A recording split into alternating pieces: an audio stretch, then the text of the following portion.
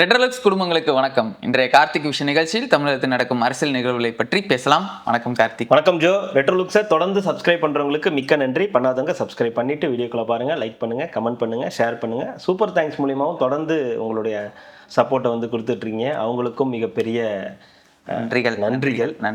நிறைய பேர் அதே மாதிரி தொடர்ந்து பண்ணிட்டு இருக்கீங்க. குடும்பங்களுக்கு வந்து நன்றிகள். நேற்றுக்கும் பண்ணியிருந்தாங்க, நிறைய பேர் வந்து பண்ணியிருந்தாங்க. ஓம் நமச்சிவாய. ஏங்க சொல்லணும்ல, சொல்கிறேன். இதை எதுக்கு சொல்கிறேன்னா பின்னாடி அதுக்காக சொல்கிறேன். நீ தான் இனி வர ஆட்சி இல்லை, இனி வரப்போற எல்லா ஆட்சியுமே நம்ம தான் அப்படின்னு ஆணவத்திலேயே சுத்திட்டு இருந்த உங்களுக்கு வந்தான்ல ஒருத்தன் இருக்க கௌசிகா. ஆமா, என்ன பண்ண போறீங்க? 31 எப்படியோ தட்டு மாதிரி ஒரு 5 வருஷம் ஓட்டிடுவீங்க. 31க்கு அப்புறம் என்ன பண்ண போறீங்க? ஐயோ அங்கிள் பயமா இருக்கு அங்கிள். திருப்பி படம் நடிக்க போயிருவீங்களா சிவாஜி? போயிடுவான். எங்களுக்கு எங்க போனாலும் வரவேற்பு கிடைக்கும். அதனால நீங்க அதை பத்தி எல்லாம் கவலைப்பட வேண்டாம். எங்க போயிடுவீங்க, என்ன ஆகுன்றதெல்லாம் இங்க உங்களுக்கு பஞ்சாயத்து இல்ல. நீங்க என்னத்துக்கு இங்க வந்துருக்கீங்க அதை முதல்ல சொல்லுங்க. ஏங்க நல்லது பண்ண வரக்கூடாதா? நானு வரலாம், தாராளமா வரலாம். அதையும் அதே டெம்ப்ளேட்டு. அது அப்படித்தான். யாருன்னு சொல்லுங்க, மக்களுக்கு தெளிவா சொல்லுங்க. இன்னாருன்னு சொல்லுங்க, எடுத்து சொல்லுங்க. தனுசு. யாரு? தனுசு. அவனை சேர்த்துக்க மாட்டான். சந்தானம் சொல்ற மாதிரி தான், அவன் உனக்கு கொடுக்க மாட்டான் அப்படின்ற மாதிரி தனுஷ் அவர்களுடைய சமீப கால நடவடிக்கைகள். அது ஏதோ சம்திங் அவர் இந்த நாட்டுக்கு ஏதோ சொல்ல வராரு அப்படின்றது நல்லாவே வந்து தெரியுது.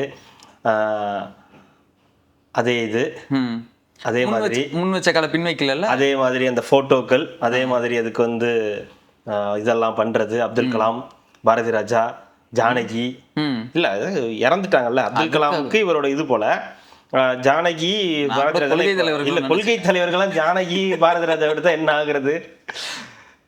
உங்களுக்கு அரசியல் தலைவர்கள் கிடையாதுல்ல. அரசியலுக்கு அவங்களுக்கு எந்த சம்பந்தமும் இல்லை. பாரதி ராஜாவுக்காவது கொஞ்சம் கொஞ்சம் இருக்கும், அரசியல் கிடையாது. ஏதோ இந்த நாட்டுக்காக இந்த சமூகத்துக்காக ஏதாவது செய்யணும்னு தெரியாது. ஜானகி அவர்கள் பாட்டு பாடுறவங்க, நல்ல நம்மளெல்லாம் வந்து மகிழ்விச்சவங்க. அதெல்லாம் அவங்களுக்கு வந்து ஒரு இதெல்லாம் கொடுத்துருக்காரு. அவங்களாம் சமீபத்தில் இறந்துட்டாங்கன்னு சொல்லி அவங்களுக்குலாம் வந்து அவர் படத்துல ஒரு முக்கியமான பாட்டு பாடினாங்கல்ல, விஐபியில அந்த அம்மா பாட்டு, அந்த அதோட ஒரு இதுவா வந்து அவங்கள வந்து வச்சிருக்காரு. பிரச்சனை அது இல்லை, அவர் நல்லது பண்றது அதெல்லாம் இங்க பிரச்சனை இல்லை. இந்த எலெக்ஷனுக்கு அப்புறம் விஜய் அவர்கள் சிஎம் ஆனதுக்கு பிறகு நடக்கக்கூடிய பஞ்சாயத்துகள்லாம் பார்க்கும்போது தான், ஓஹோ நீ அப்படி வரியா அப்படின்ற மாதிரி லாரன்ஸ் ஒன்று ஆரம்பிக்கிறாரு, வீடியோ போடுறாரு. அவருக்கு நான் இதை செஞ்சேன், இவருக்கு நான் இதை செஞ்சேன், அப்பத்துல நாங்கள் அப்படி பண்ணிட்டு இருக்கோம், நாங்கள் இப்பத்துல இருந்து இப்படி பண்ணிட்டு இருக்கோம், இவருக்கு ஒரு ஊசிக்கே இவ்வளோ ஆகும், இதெல்லாம் நான் வந்து அப்படி பண்றேன் வைக்கிறேன்னா, இவங்களுக்கே நான் வந்து இவ்வளவு பண்றேன்னா உங்களுக்கு நான் பண்ண மாட்டேன்னா அப்படின்னு நம்மள்ட்ட ஒரு விஷயத்த கன்வே பண்ண வர்றாரு. அப்புறம் நம்ம கிட்டே கிஸ் எல்லாம் வைக்கிறாரு. வரவா வேணாமா, நீங்க என்ன சொல்றீங்க, உங்களுடைய கருத்து என்ன அப்படின்னா, எங்கள்கிட்ட 1000 கருத்து இருக்கும், வரதுன்னா வாங்க, வரலன்னா விடுங்க அப்படின்னா நம்ம தான் சொல்ல முடியும். உங்களுக்கு விருப்பம் இருந்தா வாங்க, வந்து அடி வாங்குறதுக்கு தெம்பு இருக்குன்னா வந்து வாங்கிட்டு போங்க, அதுக்கப்புறம் திருப்பி அடிக்க முடியும்னா அடிங்க. இல்ல எங்களுக்கு அந்த இதெல்லாம் திராணி எல்லாம் கிடையாதுன்னா இந்த பக்கம் வராதீங்க, இது ரத்த பூமி அப்படின்ற மாதிரி. இங்க தம்பி இங்க அந்த மாதிரி இப்போ இன்னொருத்தர் அதுதான் இங்க வந்திருக்காரு. இங்க ஒருத்தர் இப்ப வந்திருக்காரு. அவர் சும்மாவே அவர் பேசினாலே ஒரு மாதிரி ட்ரோல் ஆவாரு. அவரை வந்து ஹேட் பண்ணக்கூடாது, அவரை வந்து நெகட்டிவிட்டி அவர்கிட்ட ஸ்ப்ரெட் பண்ணக்கூடாது, அவரை வந்து ட்ரோல் பண்ணக்கூடாது. அவர் வந்து தலைவருடைய ஸ்டைல தான் ஃபாலோ பண்ணுவாரு. ஏன் நாங்கெல்லாம் போயஸ் கார்டன்ல வீடு வாங்க கூடாதா? வாங்கு, உங்களை யாரு வேணான்னா, உங்ககிட்ட அவ்வளவு இருக்குதுன்னா வாங்குங்க. ஏன் நாங்கெல்லாம் கார் வாங்க கூடாதா? வட வாங்குங்க. யாருங்க உங்களை வேணான்னா? நம்மளை தடுக்கிறவங்க யாரு? உங்களை தடுக்கிற அதையாவது சொல்லுங்க. அது கண்ணுக்கு தெரியாத 2-3 சக்தி இருக்குது. ஏங்க உங்களுக்கு காம்படிட்டர் எஸ்டிஆர், அவரும் உங்களுக்கு அவருக்கு இப்ப காம்படிஷனே இல்லைன்னு ஆகி போச்சு. இந்த காம்படிஷன்ல இருந்து 2 பேருமே மக்கள் வெளியேற்றிட்டாங்க. என்ன விளையாண்டுட்டு இருக்கீங்க, 2 பேரும் நவுத்தி விட்டு போயிட்டாங்க. சரி, நீங்க 2 பேரும் காம்படிட்டரும் கிடையாது, யாரோ தடுக்கிறாங்கன்னு சொல்றீங்களே, யாரு தடுக்கிறாங்கன்னா அது சொல்லுங்க. இன்னாரு தடுக்கிறாங்க, இதான் எங்க பிரச்சனைன்னு சொல்லுங்க.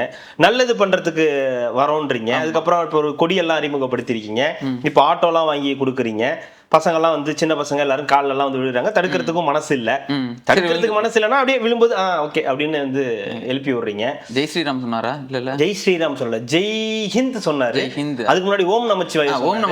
ஓம் நமச்சிவாயா சொல்றது தப்பு கிடையாது, ஜெய் ஹிந்த் சொல்றதும் தப்பு கிடையாது. அது எங்க சொல்றோன்றதுல இருக்கு. ஆசீர்வாதம் தானே. சரி, சின்ன பசங்களுக்கு நம்மளோட அருள் இருக்கு. நிறைய பெரியவங்களும் விழுந்தாங்க, அவங்களுக்கும் ஆசீர்வாதம், பேரண்ட்ஸ் எல்லாம் விழுந்தாங்க, அவங்களுக்கும் ஆசீர்வாதமான. நீங்க என்ன சத்குருவா ஆகக்கூடாதா? அப்படி போயிடுங்க. அப்படி கூட போங்க, இந்த பக்கம் வராதீங்கன்றதுதான். அதாவது வரக்கூடாதுன்னா நீங்க அரசியலுக்கு வரக்கூடாதுன்னு என்ன பொறாம அவ்வளவுதானே. அவருக்கு இப்ப ஆஸ்கர் அவார்டு வாங்கினது உங்களுக்கு பொறாம? எங்க பொறாமையும் இல்ல கடலாமையும் இல்லைங்க. ஏங்க நீங்க வேற, யார் ஆஸ்கர் வாங்கினதுல அவரு எங்க ஆஸ்கர் வாங்கினாரு? National award. நேஷனல் அவார்டு வாங்கினது உங்களுக்கு வந்து அதுக்கு முன்னாடி புதுப்பேட்டை அது இதெல்லாம் நல்ல நட படம் தான் வந்துச்சு. அதுக்கெல்லாம் ஏன் தரலன்னு நீங்க வந்து பேச்சு வாங்கல. ராயனுக்கு நான் வாங்கினதுதான் உங்களுக்கு பிரச்சனை. புதுப்பேட்டை படத்துக்கு நேஷனல் அவார்டு கொடுப்பான்னு எவன் சொன்னான்? சொன்னாங்களே, அது அவனை போய் கேட்கணும், ஏன்பா கொடுக்கலன்னு. மயக்கம் என்னதுக்கு ஏன் வந்து நேஷனல் அவார்டு கொடுக்கலன்னு நீங்க அவன்கிட்ட போய் கேட்கணும். அது ஒரு கணக்காலமா? பாலு மகேந்திரா படம் நடிச்சாரு, அதுல ஏன் நேஷனல் அவார்டு கொடுக்கல நீங்க அவர்கிட்ட போய் கேட்கணும். அதுக்கப்புறம் நீங்க நடிச்ச வட சென்னை படத்துக்கு ஏன் கொடுக்கலன்றத இதெல்லாம் நீங்க போய் எவன் உங்கள்கிட்ட சொன்னானோ அவனை போய் கேட்கணும். ஏன் எனக்கு இந்த படத்துக்கு வரலன்றதை நீங்க அங்க போய் கேட்கணும். எங்க கிட்ட வந்து கேட்டா அப்பெல்லாம் நீங்க வந்து பேசணும். நாங்க எதுவும் சொல்லல. ராயன் படத்துக்கு எல்லாரும் என்ன சொல்றாங்கன்னா, மகாராஜாவும் மெய்யழகனுக்கு விட ராயன் என்னப்பா சிறந்த படம், அதுக்கு ஏன்பா கொடுக்குறீங்கன்றதுதான் கேள்வி. நீங்க உட்கார்ந்து பாருங்க. ஒரு போன் பண்ணா ஒரு ஜனாதிபதிங்க இன்னைக்கு அவரோட மருமகனா இருந்துட்டு இது கூட அதெல்லாம் முடிஞ்சு போச்சு. அந்த கான்செப்ட் எல்லாம் முடிஞ்சு போச்சு. இன்னும் விட்டகுற தொட்டகுற அதெல்லாம் இல்ல, முடிஞ்சிருச்சு. இதுக்கு சம்பந்தம் கிடையாது. அவராலேயே முடியாது. அப்புறம் அவரோட மருமகன், முன்னாள் மருமகன் தான். அவங்க கேட்டகரி கேட்பாங்கல்ல, இதுல இருந்து இந்த படத்துல இருந்து என்ன கருத்து நீங்க சொல்ல வந்திருக்கீங்க. இப்ப ராயன் படத்துல இருந்து என்ன கருத்து எடுத்துக்கிட்டாங்கன்னு யாருக்கும் தெரியாது. அது என்ன நோக்கத்துக்காக எடுக்கப்பட்டது, அதுல என்ன கான்செப்ட் இருக்கு, எதுக்காக அதுக்கு படம் சிறந்த படம் அப்படின்லாம் தேர்ந்தெடுத்தாங்கன்னு தெரியாது. இப்ப நீங்க ஒரு மெய்யழகன் எடுத்துக்கிட்டீங்கன்னா, மெய்யழகன்ல ஒரு தேவையான இது இருக்கு, ஒரு உளவியல் ரீதியான ஒரு அன்பு இருக்கு. மனிதர்கள் இப்படி இருக்கணும், இப்படிதான் இப்படியும் இருக்க முடியும் அப்படின்னு ஒரு உளவியலை வந்து ஏற்படுத்துறாங்க. அது கூட அது கொடுத்துருக்கலாம். இல்ல மகாராஜால கொடுத்துருந்தீங்கன்னா கூட ஒரு லாஜிக் இருக்கு. பெண் இந்த சின்ன சிறுமியர்கள்ட்ட இந்த பாலியல் வன்புணர்வு மாதிரியான விஷயங்களை இது பண்றதுக்கான ஒரு படம் இருக்கு, அதுக்கு கூட கொடுத்திருந்தாலும் ஒரு லாஜிக் இருக்கு. ராயனுக்கு ஏன் கொடுத்தீங்கன்னு கேள்வி வைக்க தானே செய்வாங்க. அண்ணன் தங்கச்சி சென்டிமெண்ட். நான் என்ன அது அப்பனா திருப்பாச்சி கொடுத்துருக்கணும்னு நான் கேட்பேன். பரவாயில்லையா? இதை விட சிறந்த படம் திருப்பாச்சி. புட்டும் ஏங்க, எங்களுக்குலாம் அவார்டு வேணும்னே நாங்க ஒரு நாளும் கேட்டது இல்லைங்க. நாங்க அவார்டு கொடுக்க மட்டும்தான் போவோம், வாங்க ஒரு நாளும் போனதே கிடையாது. அதனால வந்து அப்படி பார்த்தா நீங்க வந்து திருப்பாச்சி, திருப்பதி இந்த மாதிரி படங்கள்லாம் தங்கச்சி சென்டிமெண்ட் உள்ள படமா எடுத்து நீங்க வந்து கொடுக்க ஆரம்பிக்கணும். ஏங்க அவ்வளோ கேங்ஸ்டர்ஸ், ஒரு கேங்ஸ்டர் படத்துக்கு சிறந்த படம்ன்ற இது வந்து கொடுத்துட்டு எனக்கு பிரச்சனை அதெல்லாம் கிடையாது. நீங்க அதுக்கோ கொடுத்துட்டு போங்க. அதை பத்தி இந்த ஒரு மேடையில வந்து பேசுறீங்க. ஏன் இந்த படத்துக்கு வந்து கொடுத்தாங்கன்ற ஏன் உங்களுக்கு எல்லாம் தட்டி விடாதீங்க. அடுத்த டைலாக் எடுக்க முடியும். தட்டி விடாதீங்க, தட்டி கொடுங்க. நீங்க தட்டி கொடுத்ததுனால தான் நீங்க இவ்வளவு தூரம் வந்திருக்கீங்க. இங்க நாங்கெல்லாம் தட்டி கொடுத்ததுனால தான் உங்களுடைய வந்து உங்க படங்கள் நல்லா இருக்கு, காதல் கொண்டேன் சூப்பரா இருக்கு, திருடி சூப்பரா இருக்கு அப்படி இப்படின்னு சொல்லி தான் அப்படியே நீங்க வளர்ந்து வந்து இந்த இடத்துல இருக்கீங்க. தட்டி கொடுக்காதீங்க, தட்டி விடாதீங்கன்னா எல்லா தொழிலையும் தட்டி விடுறதுக்கு யாராவது இருக்கதான் செய்வாங்க. நீங்க எந்த தொழில் போனாலும் அந்த இடத்துல ஒரு பாலிடிக்ஸ் இருக்கதான் செய்யும். அதெல்லாம் தாண்டி தான் இன்னைக்கு ஒவ்வொருத்தரும் வந்திருக்காங்க. இன்னைக்கு ஒருத்தர் சிஎம் ஆயிருக்காருன்னா, வாங்க வந்தோடனே வாங்க, நீங்க தான் சூப்பர் ஸ்டார், நீங்க தான் தளபதி, நீங்க தான் அடுத்த தமிழ்நாட்டுடைய சிஎம் அப்படின்னு சொல்லி உட்கார வச்சிட்டாங்கன்னா என்ன, அவரையும் அசிங்கப்படுத்தி அவமானப்படுத்தி அவருக்கு இன்னைக்கு பல கஷ்டங்களை பட்டு தான் இன்னைக்கு வந்திருக்காரு. அஜித் குமார்னு ஒருத்தர் இருக்காரு, அவரையும் எவ்வளோ அவமானப்பட்டுங்கிறதா வந்து இன்னைக்கு வரைக்கும் வந்து முக்கியமான சொன்னது வந்து அதுதான் பாயிண்ட். அவர் சொன்னீங்களே ஏன் இந்த மாதிரிலாம் பண்றீங்கன்னா, அதான் நீ தோத்துட்டேன்னு சொன்னா நம்ம தோக்க மாட்டோம், நானா தோத்துட்டேன்னு நினைக்கிற வரைக்கும் நான் தோக்க மாட்டேன். ஏன் அஜித் ஏன் அஜித் வர்றாரு? வேணும்ல ஓட்டு. நீங்க முடிவே பண்ணிட்டீங்களா? ஓட்டுதானே? ஆமா, அதனாலதான் நான் அதெல்லாம் சொல்றேன். தல அஜித் குமார் அப்படின்னு எதுக்கு மென்ஷன் பண்ணணும்? தளபதி விஜய்னு சொல்லிருக்கலாம்ல. சரி, நான் சொல்றதை கேளுங்க. விஜய் அவர்கள் இன்னைக்கு சிஎம்மா இருக்காரு. அவருக்கு ஒரு பிளாஷ்பேக் போனோம்னு வச்சுங்களேன். அவர் வந்து ஒரு பொலிட்டிக்கலுக்கு வரணும்னு ஒரு முடிவு பண்ணிட்டாரு. அவர்கிட்ட இன்டர்வியூஸ்ல கேட்டப்ப கூட எனக்கு தெரியாது, ஆனா வரதுக்கான வாய்ப்புகள் இருக்குன்ற மாதிரி, ஃபியூச்சர்ல கண்டிப்பா அதுக்கான வாய்ப்புகள் இருக்குன்னு நான் நினைக்கிறேன் ஆரம்பத்துல இருந்தே வந்து சொல்லியிருக்காரு. அதுக்கப்புறம் அவருடைய மக்கள் இன்னைக்கு வந்து 17 வருஷம் ஆச்சு மக்கள் இயக்கம் தொடங்கி, இன்னையோட 17 வருஷம் அவரு முடியுது. இன்னைக்கு 18வது வருஷத்தை வந்து ஆரம்பிக்குது மக்கள் இயக்கத்துக்கு. அப்போ 17 வருஷத்துக்கு முன்னாடி ஒருத்தர் விதை போட்டு அங்கிருந்து ஸ்டார்ட் பண்ணி அங்கிருந்து இந்த இவங்களெல்லாம் உருவாக்கி கொஞ்சம் இன்னைக்கு அமைச்சர்களா பார்க்கக்கூடிய அத்தனை பேரையும் ரசிகர் மன்ற தலைவரா இருந்து நற்பணி மன்ற தலைவராகி மக்கள் இயக்கத்துல உறுப்பினர்களா மாறி இந்த இடத்துக்கு இப்ப வந்து வந்திருக்காங்க. அதாவது இதுவே மக்கள் வந்து இப்ப என்ன சொல்றாங்கன்னா, சீக்கிரம் வந்துட்டாங்க 2.5 வருஷத்துல. இது 2.5 வருஷம்ன்றது இந்த கட்சி ஆரம்பிச்சு 2.5 வருஷம், அதுக்கு முன்னாடி ஒரு ப்ராசஸ் நடந்திருக்குல்ல, அதுதான் அதுல இருக்கக்கூடிய விஷயம். அது வந்து கொஞ்சம் கொஞ்சமா மெருகேற்றி வந்திருக்காங்க. ரெண்டாவது, அவருக்கு நிறைய பொலிட்டிக்கலாவும் நிறைய பிரச்சனை இருந்திருக்கு. அவர் 2009 2010 இங்க இருந்து கிளம்பி போய் அண்ணா ஹசாரே கூட்டத்துல வந்து உட்கார்ந்து பேசி இருந்திருக்காரு. அதுக்கப்புறம் காங்கிரஸ்ல போய் ராகுல் காந்திட்ட போய் கேட்டிருக்காரு, நான் இந்த மாதிரி உங்க கட்சியில சேர்றேன், எனக்கு இந்த போஸ்டிங் கொடுங்க. நான் அதனால இல்ல வேணாம், நீங்க போய் தனி கட்சி ஆரம்பிச்சிங்கன்னு சொல்லி ராகுல் காந்தி அப்போ ஒரு மிகப்பெரிய நல்லது பண்ணி விட்டுருக்காரு. அதனால அவரு இங்க வந்துட்டாரு. அதுக்கப்புறம் பிரச்சனைகள், தலைவான ஒரு படம் வருது, அதுக்கு முன்னாடி காவலன் ஒரு படம் வருது, திமுக கூட பிரச்சனை, தலைவான ஒரு படம் வருது, அதிமுக கூட வந்து பிரச்சனை, அப்படியே மெர்சல்னு ஒரு படம் வருது, மத்திய அரசு கூட வந்து பிரச்சனை, மறுபடியும் சர்க்கார்னு ஒரு படம் வருது, மத்திய மாநில அரசுகளோட பிரச்சனை, இப்படின்னு ஏகப்பட்ட பஞ்சாயத்துகள். நடுவில் துப்பாக்கின்னு ஒரு படம் வந்து இஸ்லாமியர்களுக்கு எதிரான படம் சொல்லி அவங்க ஒரு பக்கம் கொதிக்கிறாங்க. கத்தின்னு ஒரு படம் வருது, இது ஈழத்தமிழர்களுக்கு எதிரான படம் சொல்லி ஒரு இது. ஆக மொத்தம் இந்த அரசியலுக்குள்ளாரியே அவர் வந்து இருந்துகிட்டே இருந்திருக்காரு. தெரிஞ்சோ தெரியாமலோ எல்லாம் ஏதோ ஒன்று நடந்து அவர் இந்த அரசியலுக்குள்ளாரே இருந்திருக்காரு. ஆக மொத்தத்தில் இவர் அரசியலுக்கு வந்துருவாருன்ற நம்பிக்கை உறுதி எல்லாம் இருந்துச்சு. அதனால வந்தாரு, அதுக்கேற்ற மாதிரி எல்லா சம்பவங்களும் நடந்துச்சு. இன்னைக்கு ஒரு சிஎம் ஆயிட்டாரு. நமக்கு என்னெல்லாம் பிளாஷ்பேக் இருக்குன்னு நம்ம ஏதாவது சொல்ல முடியுமா? நயன்தாராவோட பிரச்சனை, 10 கோடி கேட்டோம் நெட்ஃபிளிக்ஸ்ல, அவங்க அந்த போட்டோ யூஸ் பண்ணாங்க அப்படின்னு சொல்லி. அனிருத்தோட பிரச்சனை, குடும்ப பிரச்சனை, அப்புறம் இந்த மாதிரி தனுஷோட பிரச்சனை, தனுஷுக்கு சிம்புவோட, இவரு எஸ்கேவோட, அதெல்லாம் ஒரு பொருள் எதை வச்சுங்களா. இந்த மாதிரி அரசியல் ரீதியான எந்த பிரச்சனையும் இல்ல, வளர்த்து விட்டுருக்கேன்ல. அதாமாங்க. அப்ப நீங்க அங்கதானே சண்டை போடணும், அங்கதானே நீங்க பெரிய ஆகிறதுக்கு சூப்பர் ஸ்டார் ஆகிறதுக்கு நீங்க ட்ரை பண்ணணும். அங்க இருந்து நான் கிளம்பி இங்க வரேன்னு சொன்னா அப்ப இந்த ப்ராசஸ் ஒண்ணு இருக்கு. இப்ப திடீர்னு ஏன் இந்த ஆசைகள் முளைக்குது உங்களுக்கு? இப்போ ஒருத்தர் வந்துட்டு ஒரு இடத்துல கேட்டா என்ன தெரியுமா சொல்லுவாங்களே, ஏங்க நல்லது பண்ணா ஜனநாயக நாட்டுல யாரு வேணாலும் கட்சி ஆரம்பிக்கலாங்க, யாருக்கு வேணா நல்லது பண்ணலாம், இதுக்கு ஏன் வரவே கூடாதுன்னு தடுக்கிறீங்க? வரவே கூடாதுன்னு எவங்க சொன்னா? நீங்க எப்ப வரீங்கன்றதுல தானே இருக்கு விஷயம். இன்னைக்கு சிஎம் வந்து விஜய் அவர்கள் வந்து வந்திருக்காருன்னா அதுக்கு முன்னாடி அவர் போட்ட விதை, அதுக்கு முன்னாடி அவர் செஞ்ச வேலைகள், அதுக்கப்புறம் அப்படியே அவங்களையே அந்த ஓட்டு ஓட்டுறாங்க. அவங்களுக்கே ஒண்ணும் தெரியாது, அவனுங்களே தற்கூரி, அவனுங்களே அப்படி, அவனுங்களுக்குன்னு ஒரு நடிகனை பார்த்து இப்படி வந்துட்டீங்க. அப்போ அவர் வந்து இன்னைக்கு ஒரு 2.5 வருஷத்துல சிஎம் ஆயிட்டு வரணும்னா நானும் பின்னாடியே வந்துருவேன், எனக்கும் நிறைய எக்ஸ்பீரியன்ஸ் இருக்கு, நானும் 50 படத்தை தாண்டி நடிச்சிட்டேன், நானும் 25 வருஷமா இந்த இண்டஸ்ட்ரியில இருந்துட்டேன், எனக்கும் எல்லாம் தெரியும் அப்படின்னு வரும்போது ஒருவேளை அது கட்சியா வந்துச்சுன்னா அது தனுஷ் அவர்கள் பண்ற ஒரு பிளெண்டரா தானே இருக்கும். மக்கள் விஜய் அவர்களை ஏத்துக்கிட்டதுக்கு நிறைய காரணங்கள் இருக்கு. வெறுமனே வந்து விஜய் வந்து ஒரு போட்ட உழைப்பு அது மட்டும் கிடையாது. மக்கள் ஒரு வெறுப்புல இருந்தாங்க, திமுக மீது அதிமுக மீது இருந்த ஒரு வெறுப்பு இருந்துச்சு, அது கரெக்டா அது யூட்டிலைஸ் பண்ணாரு. நாளைக்கு தாவேக்கா மேல வந்துச்சுன்னா எனக்கு போட போறாங்க, அதுக்கு இன்னும் வருடங்கள் ஆகும்ல. நீங்க 2 மாசத்துல வந்து நீங்க அவர் வந்து ஆட்சி அமைச்சு 2 மாசத்துல நாங்களும் அதே மாதிரி ஆரம்பிக்க போறோம் அப்படின்னா மக்கள் பார்ப்பாங்கல்ல, என்ன ஜோக்கா, ரங்கா ஜோக்கா அப்படின்னு கேட்பாங்கல்ல. அதுதான் இங்க நடந்துகிட்டு இருக்கு. மக்கள் எல்லாமே அதிருப்தியில இருக்காங்க. திமுக இருக்கிறவங்களே திமுக வேணான்றாங்க, வேற எதுக்குதான் போடுறேன்னா எனக்கு விஜய் வேணான்றாங்க. அப்போ நான் வேற யாருக்காவது இப்போ போட்டே ஆகணும்னா வீத லீடர்ஸும் போக முடியாது இப்போதைக்கு. பேசாம கென் கருணாஸ், பிரதீப் ரங்கநாதையும் கூட்டு வந்துருங்க, எல்லாம் சரியா போயிடும், வரிசையா இருக்கும். விஜய் வந்துட்டாரு, இனிமே 5 வருஷம் விஜய், அதுக்கு 5 வருஷம் தனுஷ், அதுக்கு 5 வருஷம் பிரதீப் ரங்கநாதன், நடுவில் எஸ்கே வேணா சொல்லுவீங்க நடுவில் எங்கேயா இருந்து. அப்புறம் அதுக்கப்புறம் சூர்யா வர ரொம்ப வருஷமா அவரும் வர அமைப்புக்கு வச்சு பண்ணிக்கிட்டு இருக்காரு, அவருக்கு ஒரு 2.5 வருஷம் வேணா கொடுங்க. அப்புறம் அவர் தம்பி கார்த்தி இந்த விவசாயிகளுக்காக இதெல்லாம் கொடுப்பாரு, உழவன் இதெல்லாம் வந்து விருதெல்லாம் கொடுப்பாரு, அவருக்கு ஒரு 1 வருஷம் 1.5 வருஷம் கொடுங்க. ஜோதிகாவுக்கு வேணா ஒரு 6 மாசம் கொடுங்க, அவங்க ஒரு 6 மாசம் பெண்களுக்காக, அவங்க ஆண்கள் மட்டும்தான் ஆளணும், பெண்கள் ஆளக்கூடாதா, பெண்களுக்கு ஒரு 6 மாசம் கொடுங்க.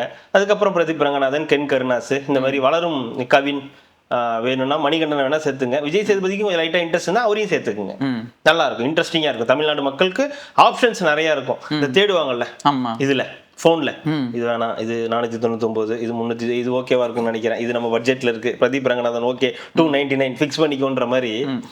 இது என்ன பிரதீப் உங்களுக்கு அவ்வளவு இதாச்சா?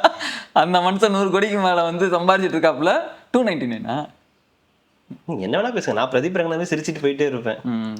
அவரை ஃபாலோ பண்றவர் தானே, அவரை ஃபாலோ பண்றவர் தானே, எல்லாருமே அவரை ஃபாலோ பண்ணி வரவங்க தான், யாரையுமே இவரை ஃபாலோ பண்ணி வரவங்க இல்ல, எல்லாருமே அவரை ஃபாலோ பண்ணி தான் வருவாங்க. ஆனா அவரே வராம போயிட்டாரு. அதாங்க, அவர் வரல, அந்த இடத்த நம்ம ஃபில் பண்ணுவோம் அப்படின்ட்டு ஒவ்வொருத்தரும் வர ஆரம்பிக்கிறாங்க.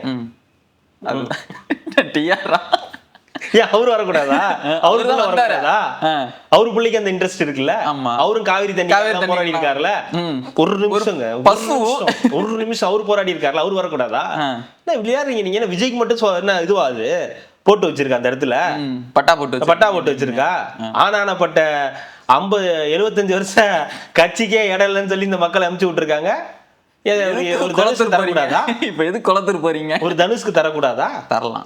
ஒரு கென் கருணாஸ் வரக்கூடாதா? அவங்க அப்பா ஒரு எம்எல்ஏ இருந்திருக்காரு. ஆனா அதே வாடகை அதே டெய்லர் மாதிரி இருக்குது. நீங்க ஓடி ஓடி ஒவ்வொரு வீட்டுக்கு தேவையானது எல்லாமே வாங்கி கொடுக்கணும் செய்யுன்றாங்க. நானும் காலையில கதை திறந்து தான் வச்சிருக்கேன். ஒருத்தரும் வந்து கேட்க மாட்டேங்கிறாங்க தனுஷ் ரசிகர்கள். தாவை கலந்து கேட்டாங்களா? தாவை கலந்து கேட்டாங்களா? இல்ல இல்ல, அதேதான். அதே மாதிரி எந்த நல்லது பண்ணாலும் அது நாம பண்ணதா தான் இருக்கணும்ன்றது வந்து இந்த லியோ சக்சஸ் மீட்ல வந்து விஜய் அவர்கள் வந்து பேசியிருந்தாரு. அதே டைலாக் அதே வாடகை. தாயா, இது அதே ஃபார்மேட்ல இருந்தா மக்கள் நம்மளை ஏத்துப்பாங்களோன்னு. நான் போகும்போது பின்னாடி எல்லாம் துரத்த கூடாதுன்றது அதுதான் அதேதான். காலில் விழாத கதையா? நல்ல கூட்டம்யா, நல்ல அந்த க்ரௌட்லாம் பார்த்தீங்கன்னா நல்ல க்ரௌடு. தனுஷ் பேச பேச நல்ல ஒரு எனர்ஜி இருக்கு, அந்த பசங்கள்ட்ட ஒரு யூனிட்டி இருக்கு அப்படின்லாம் அவர் பேசுறாரு. எல்லாம் கரெக்ட் தான்.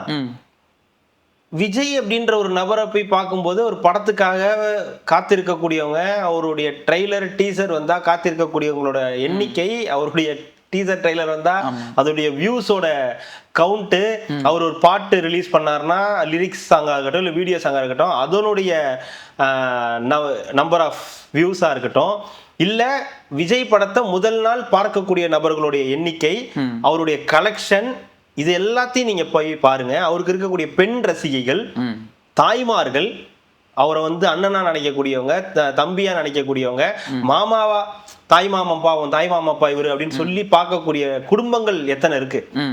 நீங்க மொக்க படமாவே இருக்கட்டும், ஒரு பைரவா கூட நீங்க எடுத்துங்க, ஒரு சுறா கூட எடுத்துங்க, அதுக்கு கூட வந்து கூட்டுட்டு போய் காட்டக்கூடிய, இதுக்கு ஏன் ஜனநாயகனே ஒரு சுறா வில்லுன்னு வந்து இன்னைக்கு வந்து ஏதோ ஒரு எக்ஸ்பிரஸ்ல போட்டிருந்தாங்க. இது இங்கிலீஷ் பேப்பர்ல இல்ல சந்துல தான் இங்கிலீஷ் பேப்பர்ல வந்து போட்டிருந்தாங்க.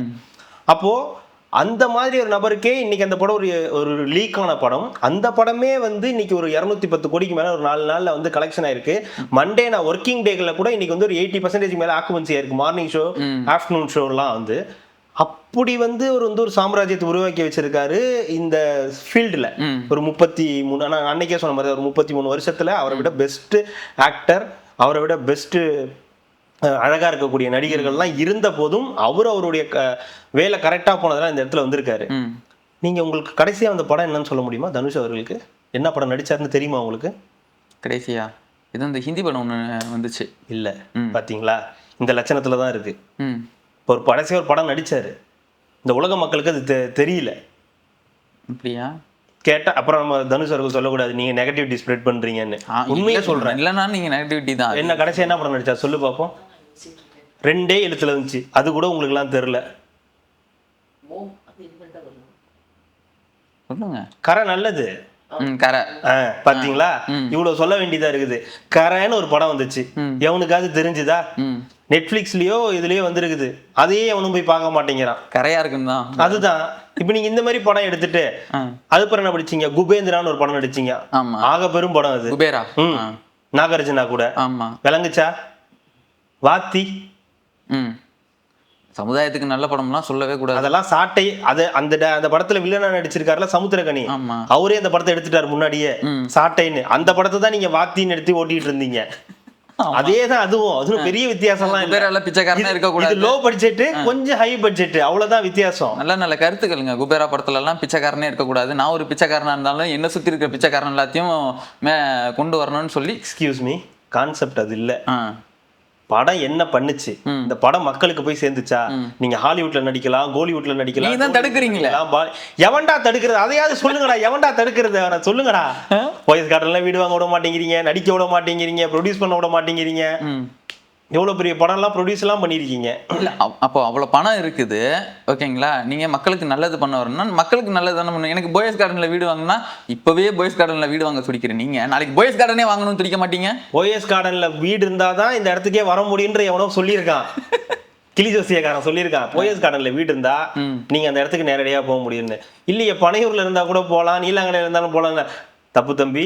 ஃபர்ஸ்ட் வந்து மாமனாருக்கு முன்னாடி வாழ்ந்து கட்டணுங்க. மாமனார் முன்னாடி எல்லாம் நீங்க ஒண்ணும் வாழ்ந்து காட்ட வேணாம். மாமனார் உங்களை பேர் நிறைய பேரை பார்த்துட்டாரு, உங்களை மாதிரி வாழ்ந்து காட்டினவங்களை நிறைய பேர் பார்த்துட்டாரு. நீங்க 1000 பேர் எனக்கு புரியல. மாமனாருக்கு முன்னாடி வாழ்ந்து காட்டணும், ஆனா மாமனார் மாதிரியே வாழ்ந்து காட்டணுமா? மாமனார் கதை சொல்லுவாரு, அப்படியே இன்ஸ்பைரிங்கா இருக்கும். நான் வந்து இந்த இடத்துல நடந்து போயிட்டு இருந்தேன், அதுக்கப்புறம் நான் போய் காசு கேட்டேன், மேக்கப் போட்டாங்க, மேக்கப் போடுறதுனால காசு கேட்டேன், இந்த காசு கொடுக்க மாட்டேன், நீ வெளியே போட அப்படின்னு சொன்னோன்னே அங்கேருந்து நான் முடிவு பண்ணேன், இந்த இடத்துல நம்ம வந்து வரணும், கார் வாங்கணும்னு வந்து அப்புறம் காரை வாங்கினேன்.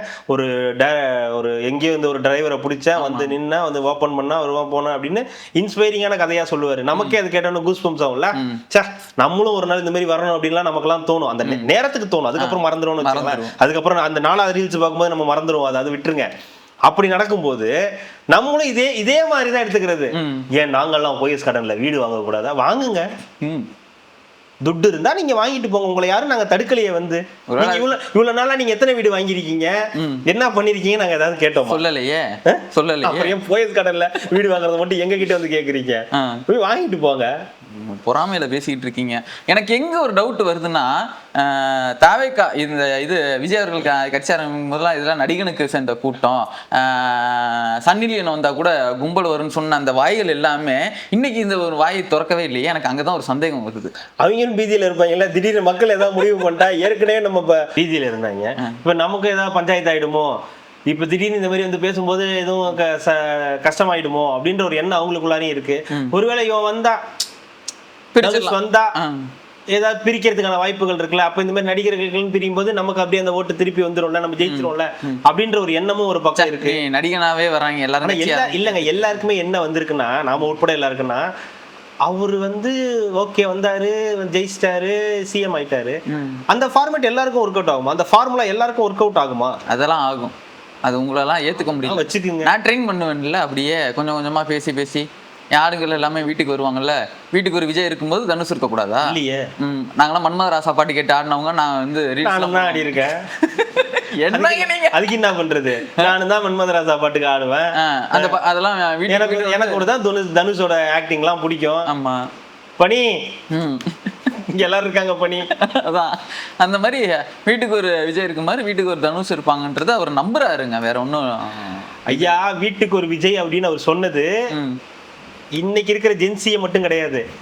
என்ன மாதிரி இருக்கக்கூடியவங்க, உங்களை மாதிரி இருக்கக்கூடியவங்க, தம்பி மாதிரி இருக்கக்கூடியவங்க, அவருக்கு அம்மா வயசுல இருக்கக்கூடியவங்க, அவருக்கு அக்கா வயசுல இருக்கக்கூடியவங்க, அவருக்கு தங்கச்சி வயசுல இருக்கக்கூடியவங்களை வந்து சொன்னாரு.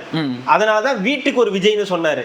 அதனால எல்லாரும் வீட்டுக்கு ஒரு விஜய் இருக்கிறதுக்கான வாய்ப்புகள் இருந்துச்சு. அதை நிரூபிச்சு காட்டியிருக்காரு. ஆமாண்டா, வீட்டுக்கு ஒரு விஜய் இருந்தாங்கடா அப்படின்னு நிரூபிச்சு காட்டினாங்க. ரெண்டு விஜய் இருந்திருக்காங்க. கொடுமை திமுக காரங்க இருந்திருக்கான்றதுதான். என்னடா பண்ணி வச்சிருக்க?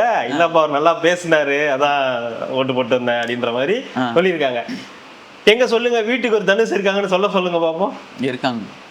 என்ன ரவுடி பேபியா? எல்லாரும் ரவுடி பேபியா? ஏங்க இது வரைக்கும் சாதனைங்க. விஜய் பாட்டு கூட அந்த அளவுக்கு போல, எத்தனையோ பில்லியன் கணக்குல வந்து ரவுடி பேபி சாங் போயிருக்கு. அப்ப யாருக்கு வியூவர்ஸ் அதிகம் இருக்காங்க? அதாவது லயலாமணி கூட கொஞ்சம் பரவாயில்ல இது சொன்னாரு. அந்த கம்பரசம் தரட்டுமா இன்பர அந்த பாட்டு ஒண்ணு இல்ல, அந்த பாட்டுல ஏதோ ஒரு லைன் வரும்ல, ஹிந்தி திணிப்பு வேணாம் அந்த பாட்டு வரும்ல, அது வந்து அதெல்லாம் நடிச்சிருக்காரு அப்படின்னு சொன்னாரு. கொஞ்சம் லாஜிக் இருந்துச்சு. ஆமாங்க, அந்த போக்கில தீப்பந்தம் எடுத்து தீண்டாமை கொடுத்து இதுதான் என் கருத்து அப்படின்னு அதெல்லாம் லயலாமணி அந்த காலகட்டத்துல சொன்னாரு. இப்போ இவங்க தனுஷ்ல இந்த மாதிரி அவனொருத்த வந்தா என்ன சொல்லுவான்? அப்படியா கொலவெறி அந்த மாதிரி. ஆமா, அதுதான் வந்து அதெல்லாம் சொல்லியிருக்காரு தனுஷ், இதெல்லாம் சொல்லியிருக்காருன்னு சொல்லுவாங்களா? ஆமா, எனக்கு சொல்லக்கூடாதாங்க.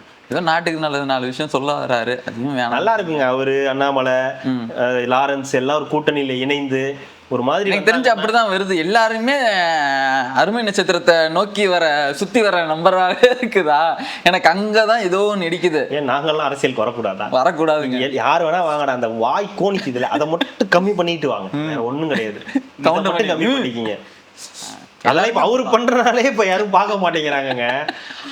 அருமை நட்சத்திரமே இப்பெல்லாம் மேடை ஏறினா 3/4 மணி நேரம் பேசுறாரு. முன்னாலாம் ஒரு 15 நிமிஷம் 20 நிமிஷம் பேசுவாரு, அப்படியே ஒரு குட்டி கதை சொல்லுவாரு, ஜம்முன்னு இறங்கி போயிடுவாரு.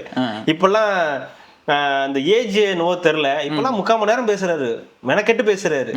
டைரக்டர் பத்தி தமன்னா கூட உட்காந்து பேச முடியல, இது பண்ணிக்க முடியலன்னு வந்து கஷ்டம் பேச முடியல. ஆமாங்க, சொன்னாருங்க இதுல ஜெயிலர்ல. அப்படியா? ஆமா, அதான் ஒரு நாள் தான் ஷூட் வச்சாங்க, 4 நாள் பாட்டு எடுத்தாங்க. 3 நாள் தவணா வச்சு ஷூட்டிங்கை முடிச்சிட்டாங்க. கடைசி நாள் தான் என்னை வந்து நிக்க வச்சு, அதுவும் கடைசியா நிக்க வச்சுட்டாரு. என்னை வந்து பேசவே விடல அவரு அப்படின்லாம் வருத்தப்பட்டாரு. ஃபீலிங்கா இல்ல ஃபீலிங்கா கேட்கல, வருத்தப்பட்டாரு பாவம். அந்த மாதிரி எல்லாம் நடந்துகிட்டு இருக்கு. அவரே 3/4 மணி நேரம் பேச விடுறாங்க பாவம். அவரே இழுத்து பேசுவாரு. ஒரு சூப்பர் ஸ்டாரை கடைசியில கொண்டு வந்து நிப்பாட்டினீங்கன்னா, ஆனா அந்த தைரியம் நெல்சனுக்கு வந்து அவ்வளோ இது இருக்கக்கூடாதுங்க, வன்மம் இருக்கக்கூடாது. அதான் இப்படி வச்சு தீர்த்துக்கிறான். நெல்சன் வந்து வன்மம் இருந்ததுன்னா ஜெயிலர் வந்து 2 வந்திருக்காது. அவருக்கு வன்மம் இல்லாததுனாலதான், கான்சென்ட்ரேஷன் ஆனதான் ஜெயிலர் 2 1லயே முடிச்சு விடலான்னு பார்த்தேன், தப்பிச்சுட்டா 2 வச்சு நீ முடிச்சு விடுறேன் பாருன்னு நினைச்சிருக்கலாம். ஆக்சுவலா ஜெயிலர் வந்து ரஜினி அவர்களை காப்பாத்தின படம். ஏன்னா அதுக்கு முன்னாடி வந்த படம் ஏதோ 2-3 படம்லாம் அப்படியே ஃபிளாப் பெருசா. லிங்கா அது இதுன்னு லிங்கா இல்லைங்க, இப்போ இதுக்கு முன்னாடி ஜெயிலருக்கு முன்னாடி ஏதோ படம் வந்துச்சு, 2 படம் வந்துச்சு. அண்ணாத்த, அதுக்கு அப்புறம் வந்த படம்லாம் அது கொஞ்சம் வேட்டையன் ஜெயிலருக்கு அப்புறம் வந்தது. அதுக்கு முன்னாடி அந்த படம் ஏதோ ஒன்றும் பெரிய இன்ட்ரெஸ்டாலாம் இல்லை இந்த படம். அதுக்கு அதனாலதான் ஜெயிலர் மேல யாருக்கும் பெரிய இன்ட்ரெஸ்ட் இல்லை. இருக்க போகுது அப்படின்ற மாதிரியான. அது இல்லாம பீஸ்ட் கொடுத்திருந்தவர் வேற. பீஸ்டோட இது என்னவா இருந்தது, சரி பீஸ்டே ஒன்றும் பெருசா இல்ல, அப்ப இதுல மட்டும் என்ன இருந்துற போதுன்னு தான் போனாங்க. ஆனா அப்படி போனதுனால தான் அந்த படம் பெரிய சக்சஸா இருந்துச்சு. அது எல்லாமே இப்போ சேர்த்து வந்துச்சு. ஜெயிலர் 2க்கு இப்போ ஓவர் எக்ஸ்பெக்டேஷன் ஆகி போச்சு. மியூசிக் அது இதுன்னு பயங்கர எக்ஸ்பெக்டேஷன் சொல்றேன். கவுத்து விடுறதுக்கு வேலையை பார்த்துட்டாப்லன்னு தெரியல. தலைவருக்கு எந்திரன் 2வும் இப்போ சரியா போகல.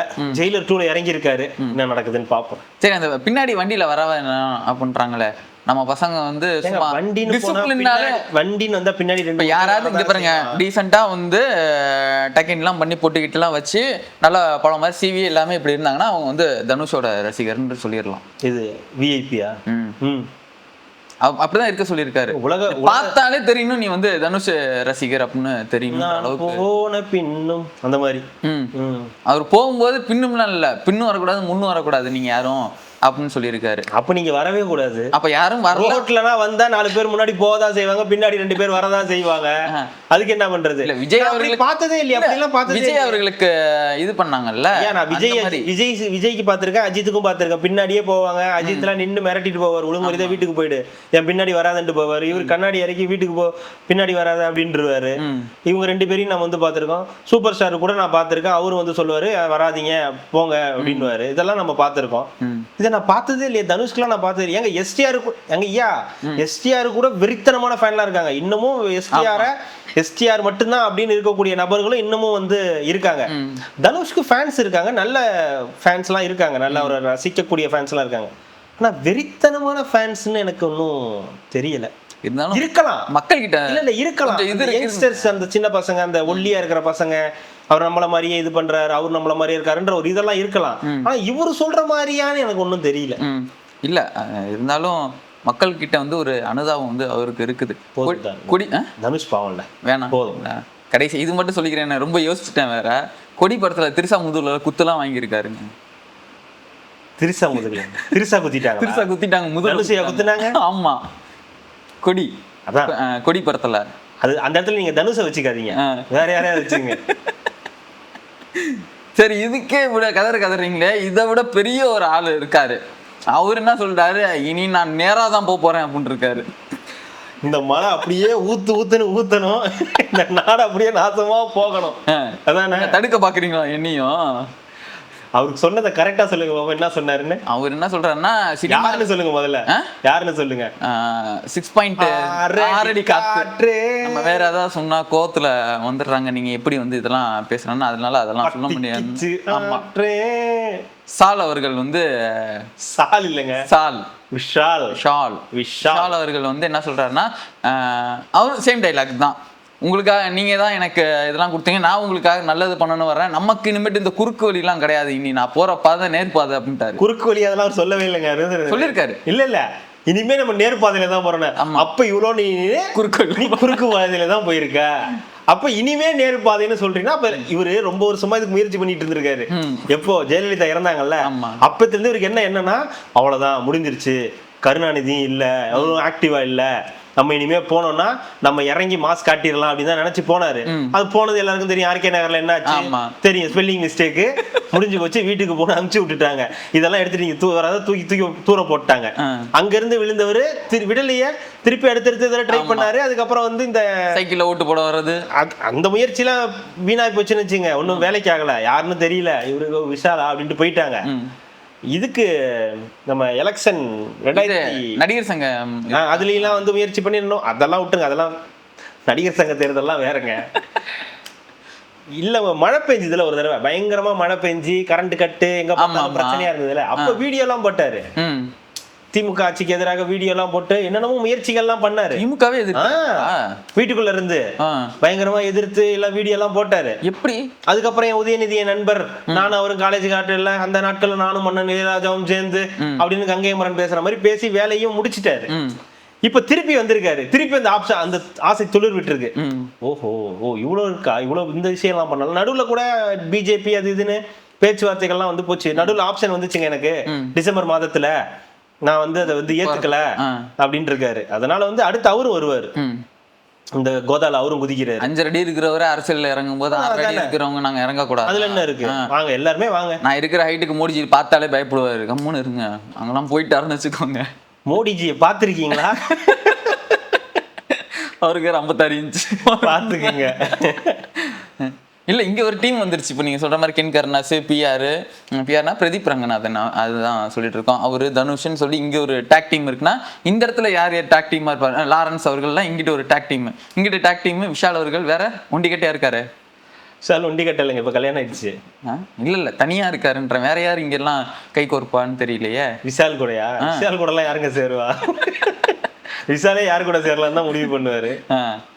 மாதிரி போய்கிட்டு இருக்கு. தெரியல, திடீர்னு இந்த ஆசையெல்லாம் ஏன் உங்களுக்கு இப்போ வந்துட்டு இருக்கு? நம்மன்னு இருக்குமோ? அப்படியே இருக்கும் இல்லைங்க எல்லாருக்கும். ஐயா, அந்த மாதிரி சினிமாவில் இருக்கக்கூடிய அந்த ஒரு ஸ்டாண்டர்டுக்கு போயிட்டு அவர் இடத்துக்கு போனதுக்கு அப்புறம் எல்லாருக்குமே இருக்கக்கூடியதுதான். அது நம்ம எல்லார்ட்டையுமே பார்த்துட்டோம்.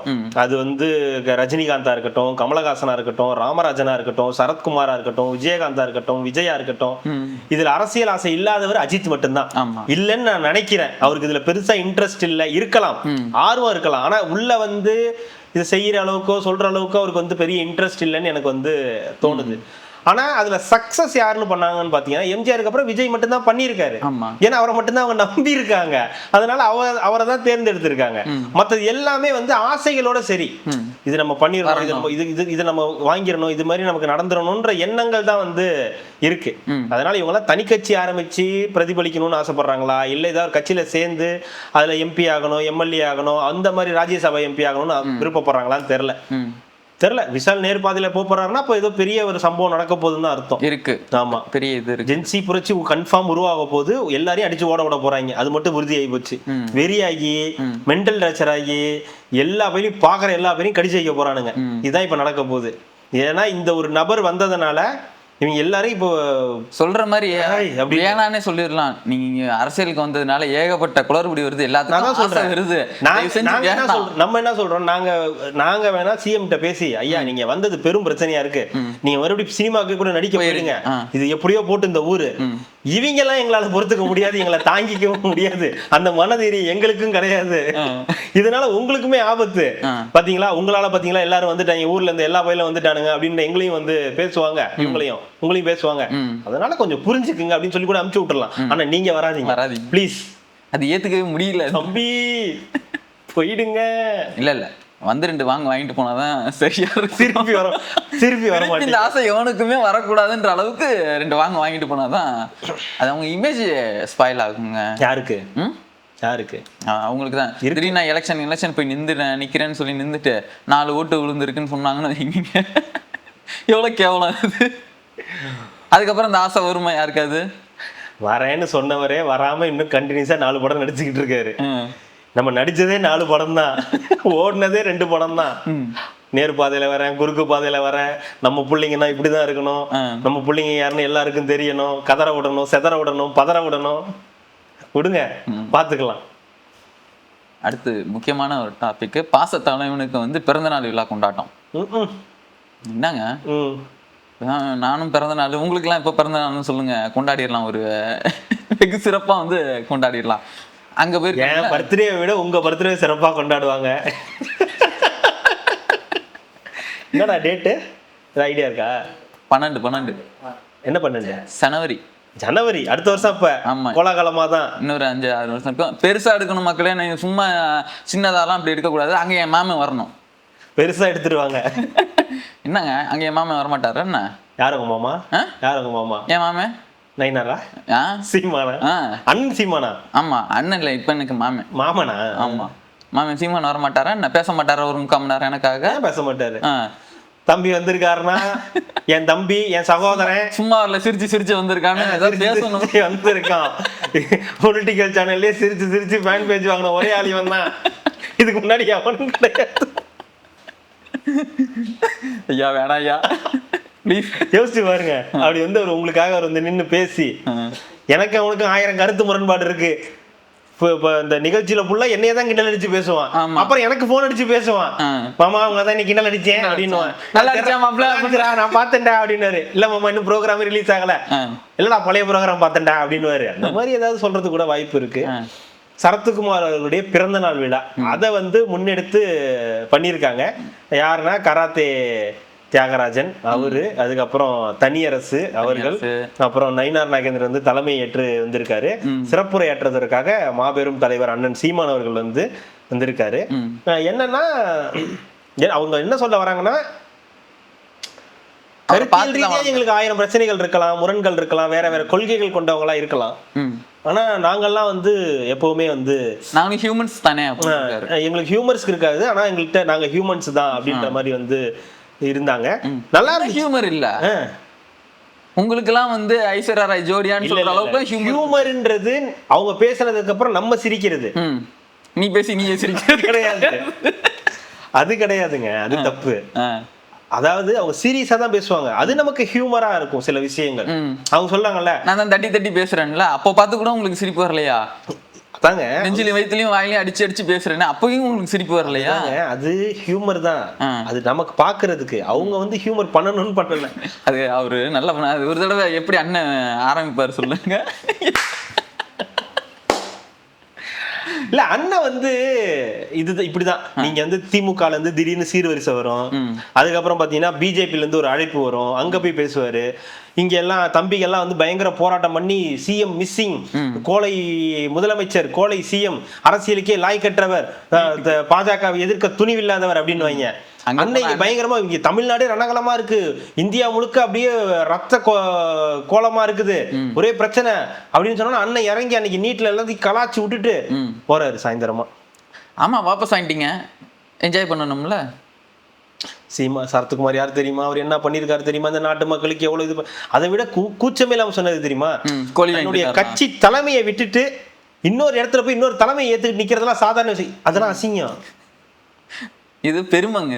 இதுல எப்படிங்க ஏங்க, நீங்க ஒரு கட்சி, நீங்க ஒரு எம்எல்ஏவா இருந்திருக்கீங்க, ராஜ்யசபா எம்பியா இருந்திருக்கீங்க, நீங்க அப்புறம் எம்எல்ஏவா இருக்கீங்க, அதுக்கப்புறம் நீங்களே ஒரு உங்களை இப்போ ஃபாலோ பண்றாங்கன்னு சொல்லிட்டு ஒரு 50 பேர் ஃபாலோ பண்றாங்கன்னு சொல்லிட்டு ஒரு கட்சியை ஓபன் பண்றீங்க. அதுக்கப்புறம் அந்த கட்சியை ஓபன் பண்ணி இதெல்லாம் கூட்டணி எல்லாம் வைக்கிறீங்க. அதுக்கப்புறம் கொஞ்ச நாள் கழிச்சு எதுவுமே ஒர்க் அவுட் ஆக மாட்டேங்குது. அப்புறம் திடீர்னு ஒரு நாள் அத்த ராத்திரில எந்திரிச்சு நைட்டு போட்ட மாத்திரை வேலை செய்யலன்னு அடுத்த ராத்திரில எந்திரிச்சு உட்காந்து கட்சியை கலைச்சிடலான்னு இருக்கேன், பிஜேபியில இணைச்சிடலான்னு இருக்காங்க. ராஜிகிட்ட கேட்டிருக்காங்க, சரி பண்ணிட்டு போங்க, அதுல என்ன இருக்கு, ஏன்னா அவங்க தூங்கணும்ல. எனக்கு அது சொல்லும் போது இதுதான் உண்மை. ஒரே ஒருத்தர் தான், அவரு தான் கட்சி, அவரு தான் தொண்டர், அவரே தான் தலைவர். ஆமா, புரியுதுங்களா? அதுக்கு வந்து தீர்மானம் எல்லாமே அவரே போட்டு அவரே கையெழுத்து போட்டுக்குவாரு.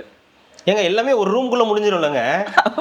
தனியா உட்காந்து நானே உட்காந்து நானே டைப் பண்ணி நானே சிஸ்டம்ல போட்டு நானே பிரிண்ட் அவுட் எடுத்து நானே கையெழுத்து போட்டு நானே கொடுத்துருவோம்ல, யாருக்கும் தெரியாதுல்ல. நானே போய் இணைஞ்சிட்டேன்ல, அவ்வளவுதான். இப்படி ஒரு சாமர்த்தியம் யாருக்கு வரும்? அதுதான் இதை வந்து ஒரு சாமர்த்தியம்னு சொல்றாரு பாருங்க. இது இந்த கேவலத்தை இப்போ இணைச்சிட்டாராம். இணைச்சிட்டு அவர் இந்த கட்சியில அவருக்கு எந்த முக்கிய பதவியுமே கொடுக்கல. இதனால வரைக்கும் அவருக்கு ஒன்றும் பெரிய பதவியெல்லாம் ஒன்றும் கிடையாது. அவர் வந்து ஒரு தலைவர் போஸ்டிங் ஆசைப்பட்டு தான் இங்க வந்தாரு. முகமா இருக்கணும், நம்ம தான் வந்து தமிழ்நாட்டுடைய முகமா இருக்கணும், பாஜகவுடைய முகமா இருக்கணும் தான் வந்தாரு. எடுக்கலையே, அமுச்சு விட்டாரு, மோடிஜி அமுச்சு விட்டாரு. என்ன சொன்னீங்களே, சொன்னது 56 இன்ச்சா அவர்கிட்ட காட்டிட்டாரு. அவர்கிட்ட என்கிட்ட 72 இருக்குங்க அப்படின்னு காட்டியிருக்காரு. 72 விட 56 தான்ப்பா பெருசு. அண்ணன் வர்ணிச்சிருக்காருங்க. ஆமாமா, அவரை பத்தி என்ன சொன்னார்னா, நீங்க அர்னால்டெல்லாம் பாத்திருக்கீங்களா? நடிக்கவே தெரியாது, பாடி தான் அப்படிலாம் இருக்கும், ரோபோ மாதிரி இருப்பாரு. அண்ணன் சரத்குமார் அண்ணனை பாருங்க, அப்படி நவரசத்தையும் வந்து புரிஞ்சு ஊத்துவாரு நடிப்புல. இந்த மாதிரி வந்து இதெல்லாம் அண்ணன் கிட்ட தான் கத்துக்கணும். நடிப்பு பக்கம் போக விரும்பல. ஏன்னா 100 கிராம் தான் சாப்பிடுவாரு, சிக்கன் ஆர்டர் பண்ணிடுவாரு, நான் ஒரு கால் தான் எடுப்பாரு. பக்கமே போகல. அவருடைய ஃபிட்னஸ பத்தியோ அவரோட ஆக்டிங்க பத்தியோ அதெல்லாம் எந்த டவுட்டுமே கிடையாது. அதெல்லாம் இந்த வயசுலயே அவர் இப்படி இருக்காரு. அவர் காலத்துல இருந்த நடிகர்களோட அவர் கம்பேர் பண்ணும்போது அவர் இன்னும் பயங்கரமா தான் இருக்காரு. இன்னொரு பார்த்தா அவர் 50 வயசு சொல்லலாம். அப்படின்னு ஒண்ணுமே இல்லாம அப்படி அசால்ட்டா கடந்தெல்லாம் போக கூடாதுங்க. அதுலயும் ஒண்ணு சொல்லியிருக்காரு, இப்போதான் ஏதோ கெரியர்னு உச்சம், ஏதோ பெரிய பெரிய ஆளுனாங்க. இருக்கிறதுலே அண்ணன் தான் 54 படம் வந்து வெயிட்டிங்ல வச்சிருக்காரு. இருக்கிறதுலே உச்சம் கேரியர் இவரு தான் அப்படின்ட்டாரு. கேரியரின் உச்சத்துக்கும் 54 படம் கையில வச்சிருக்கவங்களுக்கும் வித்தியாசம் இருக்கு. கேரியரின் உச்சம்னா படம் லீக் ஆனாலும் அதோடைய ரசிகர்கள் வந்து படத்தை பார்த்து 200 கோடிக்கு மேல அந்த படத்தை கொண்டு போய் இன்னைக்கு வந்து விட்டுருக்காங்க. அதுதான் கேரியரின் உச்சம். நீங்க சொல்றது உங்களோட கேரியர்லாம் முடிஞ்சு அப்பா கேரக்டர், மாமா கேரக்டர், இந்த இதெல்லாம் பண்ணுவாங்கல்ல, சீஃப் கெஸ்ட், எப்படியாங்க இந்தியாவுல கூப்பிடுறாங்களா அவரை? அதுதாங்க, அது எல்லாரையும் தான் கூப்பிடுவாங்க. கார்த்திகை கூட தான் கூப்பிடுவாங்க, அரசநாயகன் கார்த்திகை கூட தான் கூப்பிடுவாங்க. இப்ப ராஜகிரண கூட தான் கூப்பிடுறாங்க எல்லா படத்துலயும் நடிக்கிறாங்க. தாண்டலங்க, இவர் தமிழை தாண்டல. தமிழ் தாண்டலையா? விஜய் அவர்கள் வந்து தமிழை விட்டு தாண்டல. அவர் தமிழை தாண்டலங்க. ஆனா அவர் படம் தமிழ்நாட்டை தவிர மத்த எல்லா ஸ்டேட்லயும் எல்லா நாட்டிலயும் ஓடுது இல்ல. நான் தான் சுத்தி சுத்தி எல்லாத்துலயுமே நடிக்கிறேன். பான் இந்தியா ஸ்டார் இல்லையே. அது உங்களுக்கு உங்க வருமானத்துக்கு உங்களுடைய பொருளாதார ரீதியா நீங்க உங்களுக்கு ஸ்டேபிளா இருக்கிறதுக்காக நடிக்கிறீங்க. ரெண்டாவது ஆக்டிங் உங்களுடைய ஒர்க்கு. நீங்க அரசியலை விட்டு சினிமாவுக்கு வந்துட்டு அரசியலுக்கு போயிட்டு சினிமாவுக்கு வந்துட்டு இருக்கீங்க. அவரு மொத்தமா சினிமாவே விட்டுட்டு அரசியலுக்கு வந்துட்டாரு. இப்ப தெரியுதா ஏன் அவரை சிஎம் ஆக்குறாங்கன்னு? உங்களெல்லாம் ஆக்கலன்னு ஏன் தெரியுதா? ஏன்னா நீங்க அடுத்த ராத்துல எந்திரிக்கிறீங்க, திடீர்னு கனவு வருது, திடீர்னு மனைவிட்ட கேட்குறீங்க, திடீர்னு கொஞ்சம் போய் கட்சியை பிஜேபியோட இணைக்கிறீங்க, திடீர்னு வரீங்க எனக்கு எதுவுமே போஸ்டிங் தரலன்றீங்க, அப்புறம் திடீர்னு சீமானை கூப்பிட்டு இன்னைக்கு வந்து பேசுறீங்க. அதனால மக்கள் உங்களை சேர்த்துக்க மாட்டாங்க. இதுதான் வந்து இதுல இருக்கக்கூடிய சூத்திரம். அதுதான் இங்க நடந்துச்சு. ஏதோ சரியா படிக்க முடியலன்னு வேற அண்ணன் சொல்லிட்டு இருந்தாரு. ஏன் படிக்க முடியலையா? அது ஏதோ டியூஷனுக்குலாம் போகும்போது பார்த்தோன்னா பொண்ணுங்களாம் வேறு இருப்பாங்க, நம்ம கவனம் வந்து செதறுது. சரத்குமார் சொன்னார். ஆமாம், இல்லை அவர் கோச்சிங்கில் சேர்த்து விட்டாங்களாம் ஐபிஎஸ்க்காக. நம்ம இப்போ வந்து படிப்பு பக்கம் போகாமல் பெண்கள் பக்கம் போயிட்டோம் அப்படின்னு அதான் தெரியுமே எங்களுக்கு. நீங்கள் உங்கள் ஷூட்டிங் ஸ்பாட்டில் நடந்ததெல்லாம் நிறைய பேர் சொல்லியிருக்காங்க. அதில் என்ன இருக்குது? அதெல்லாம் அது அவ்வளோதானே, அது அவ்வளோதான். அதுக்கு என்ன பண்ணுறது? அதுக்கு அண்ணன் இவ்வளோ கலாச்சி விட்ட மாதிரி சிரிச்சாரு பார்த்தீங்களா, புஹாஹான்னு. இதுக்கு என்ன சொல்கிறது?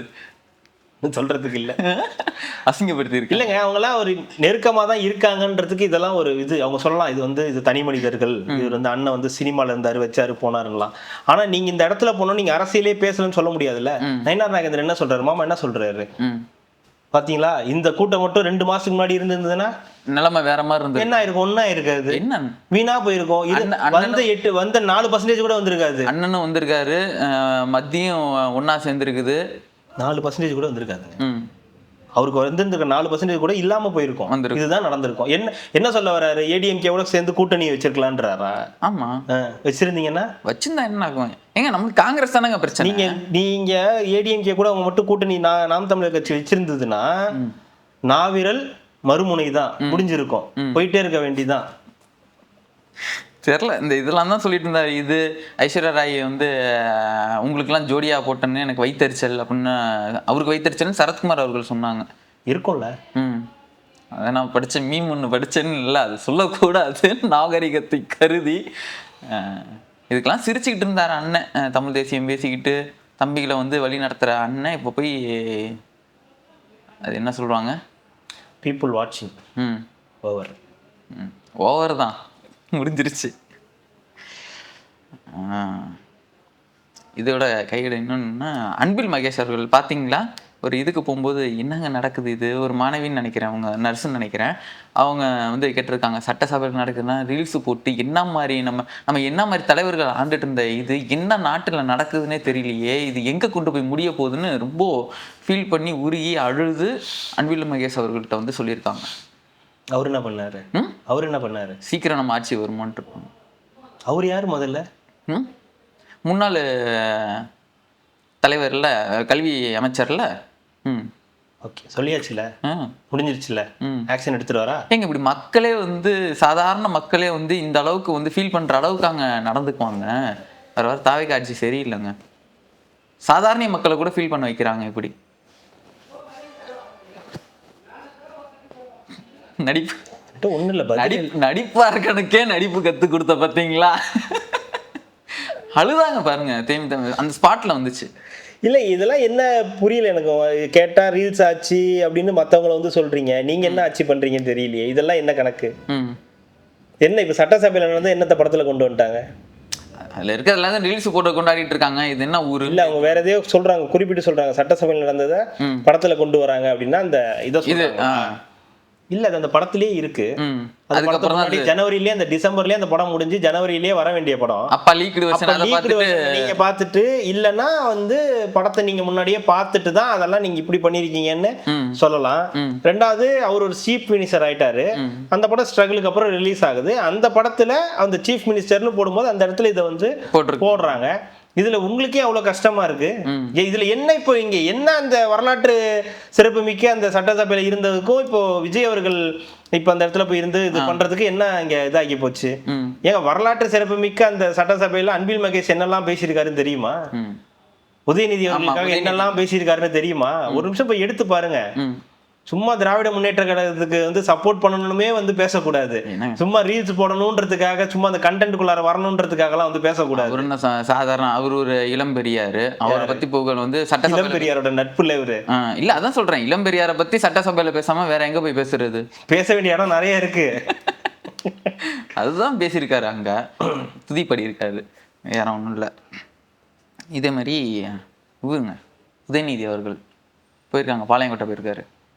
போகணும்ல, மார்க்க பார்த்துட்டு வந்திருக்காரு. குயில் பாட்டு ஓ வந்தது என்ன இளமானே அப்படின்னு இந்த பாட்டை கேட்டுக்கிட்டு பொறுமையா அந்த வானத்தை போல வரும்ல, அந்த சுகன்யாவை ஜெயில வச்சோன்னே அந்த அந்த மாதிரி போய் வந்து ரொம்ப சோகத்துக்கு பிறகு வீல பிடிச்சில்ல, அது வேற. நம்ம இன்னொரு பாட்டு நம்ம அடிக்கடி கேட்போமே, இந்த பாட்டை மட்டும் சொல்லிடுங்க, நான் பாடிடுறேன். அந்த பாட்டு தான் திடீர்னு ஞாபகத்துக்கு வர மாட்டேங்குது. 1 2 வரல. திடீர்னு மூளையில லேசான பள்ளிச்சத்தம் மாமே மாமே இவ்வளவு நடந்ததுக்கு அப்புறம் கனிமொழி எல்லாம் பார்த்துட்டு வந்து பல மாதங்களுக்கு பிறகு இப்பதான் டைம் கிடைச்சிருக்கு. பாளையங்கோட்டை போய் அவங்களோட எம்எல்ஏவை பார்க்கறதுக்கு இப்பதான் நேரம் கிடைச்சு போயிருக்காரு. நீட் தேர்வு விவகாரத்துல அவ்வளவு பத்தி எரிஞ்சுது, அங்க ஆளை காணோம். நாட்டில் எவ்வளவோ பிரச்சனைகள் நடந்துகிட்டு இருக்கு, அங்கேயும் ஆளை காணோம். அனிதா ராதாகிருஷ்ணன் இவரு மார்க்கெல்லாம் முடிச்சு கொண்டு போய் ஜெயிலில் போட்டிருக்காங்க, அதுக்கு ஆளை காணோம். எங்க போனாரு என்ன ஆனாருன்னு யாரும் கேட்கல. சிஎம் மட்டும் எல்லாரும் கேட்டாங்க. சரி பரவாயில்ல, ஓகே சிஎம் கேட்கறது நியாயம் தான் சொல்லி நம்மளும் விட்டாச்சு.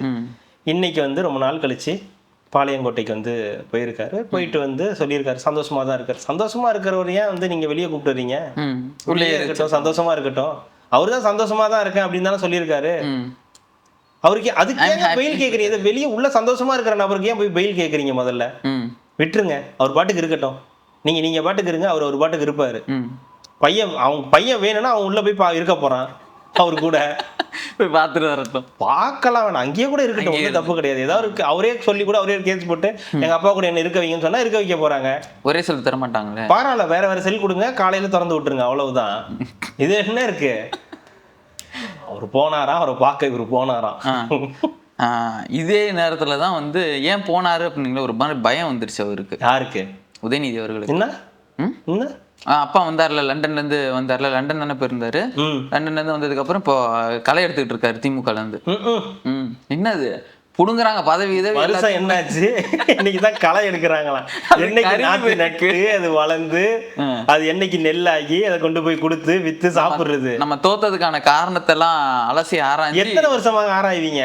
இப்ப ஆராய்ச்சி பல தடவை சொல்லிங்க, அவங்களே முடிவு பண்ணி இதுதான் காரணம், இன்ஸ்டா தான் காரணம், சோசியல் மீடியா தான் காரணம், இதெல்லாம் சொல்லி முடிச்சுட்டாங்க. இப்ப என்ன புதுசா என்ன களை எடுக்க போறீங்க? ஒரு சில இது நீங்க சொல்ற மாதிரி பெட்டி பெட்டியா போச்சுல, 5 பெட்டி போயிருக்குல்ல. சரி, அதுல வந்து பெட்டி நிறைய போச்சு, யார் யாருக்கு எங்க போச்சுன்னு யாருக்கு தெரியும்? அந்த பெட்டியில புகார் பெட்டிகள் வந்து தோத்ததுக்கான காரண பெட்டிகள் நிறைய போயிருக்கு. என்ன எழுதி கொடுத்திருப்பாங்க? உங்க குடும்பம்னு எழுதி கொடுத்திருப்பாங்க, நீங்க எழுதி கொடுத்திருப்பாங்க, உதயநிதி எழுதி கொடுத்திருப்பாங்க, சபரீசன் எழுதி கொடுத்திருப்பாங்க. இதை விட வேற என்ன காரணம் இருக்க போகுது? இதுல தலைவர் மேலேயே நான் தான் காரணம்னு சொன்னீங்கன்னா இது எப்படிங்க? அது ஏத்துக்கிட்டு தான் ஆகணும். ஏத்துக்கிட்டு வேற யாரும் வந்து விலகிறேன்னு சொல்லணும். விலகிதான் இருக்காரு. கனிமொழியை போட்டுருங்க தலைவரா, அந்த பயம்தான் எல்லாத்துக்கும். டப்பு டப்புன்னு போயிட்டு இருக்காங்களே கனிமொழி அவர்கள். அவங்க போக வைக்கிறதே இவங்க தான். இவங்க ஆளுங்கட்சியா இருக்கும்போது அவங்கள போக கூட மாட்டாங்க. நீங்க டெல்லிக்கு போயிடுவாங்க. இவங்க எதிர்கட்சியா போயிட்டாங்கன்னா இவங்க வேலை செய்ய மாட்டாங்க. இவங்க வந்து முக்கியமான இடத்துக்குலாம் இவங்க எல்லாம் போக மாட்டாங்க. அப்போ மட்டும் வேலை செய்யறதுக்கு கனிமொழி அவங்க போவாங்க. இந்த அரசியல் உங்களுக்கு புரியுதா புரியலையானே தெரியல. இந்த தடவை அவங்க வந்து ஏதோ உஷாரா இருக்கணும்னு நினைக்கிறாங்க. நம்ம போகணும், நம்ம மக்கள் முன்னாடி நம்ம இந்த தமிழ்நாட்டு மக்களோட இருக்கணும் வைக்கணும்னு போய் முக்கியமான இடத்துக்குலாம் போறாங்க. பாளையங்கோட்டைக்கு இவரு போறதுக்கு முன்னாடியே ஒரு வாரத்துக்கு முன்னாடி அவங்க வந்து போயிட்டு வந்துட்டாங்க. எல்லா முன்னா கருத்துக்கும் ஃபர்ஸ்ட் இவங்களே கருத்து வந்து சொல்லிடுறாங்க. அதுக்கப்புறம் தான் இவருடைய கருத்து எல்லாமே வந்து வருது. அது இல்லாம ஒரு விஷயத்துக்கு 3 பேர் கருத்து சொல்றாங்க. ஃபர்ஸ்ட் தலைவர் சொல்றாரு, அதுக்கப்புறம் மேடம் சொல்றாங்க, அதுக்கப்புறம் தான் இவர் சொல்றாரு. இப்படின்னு ஒரு இடத்துல இருந்து 3 கருத்துக்கள் வந்து வருது. எல்லாத்துக்கும் இவருக்கு முன்னாடி அவங்க வந்து போயிட்டு வந்துடுறாங்க. அப்ப எல்லாருக்கும் ஒரு டவுட் வருமா வராதா?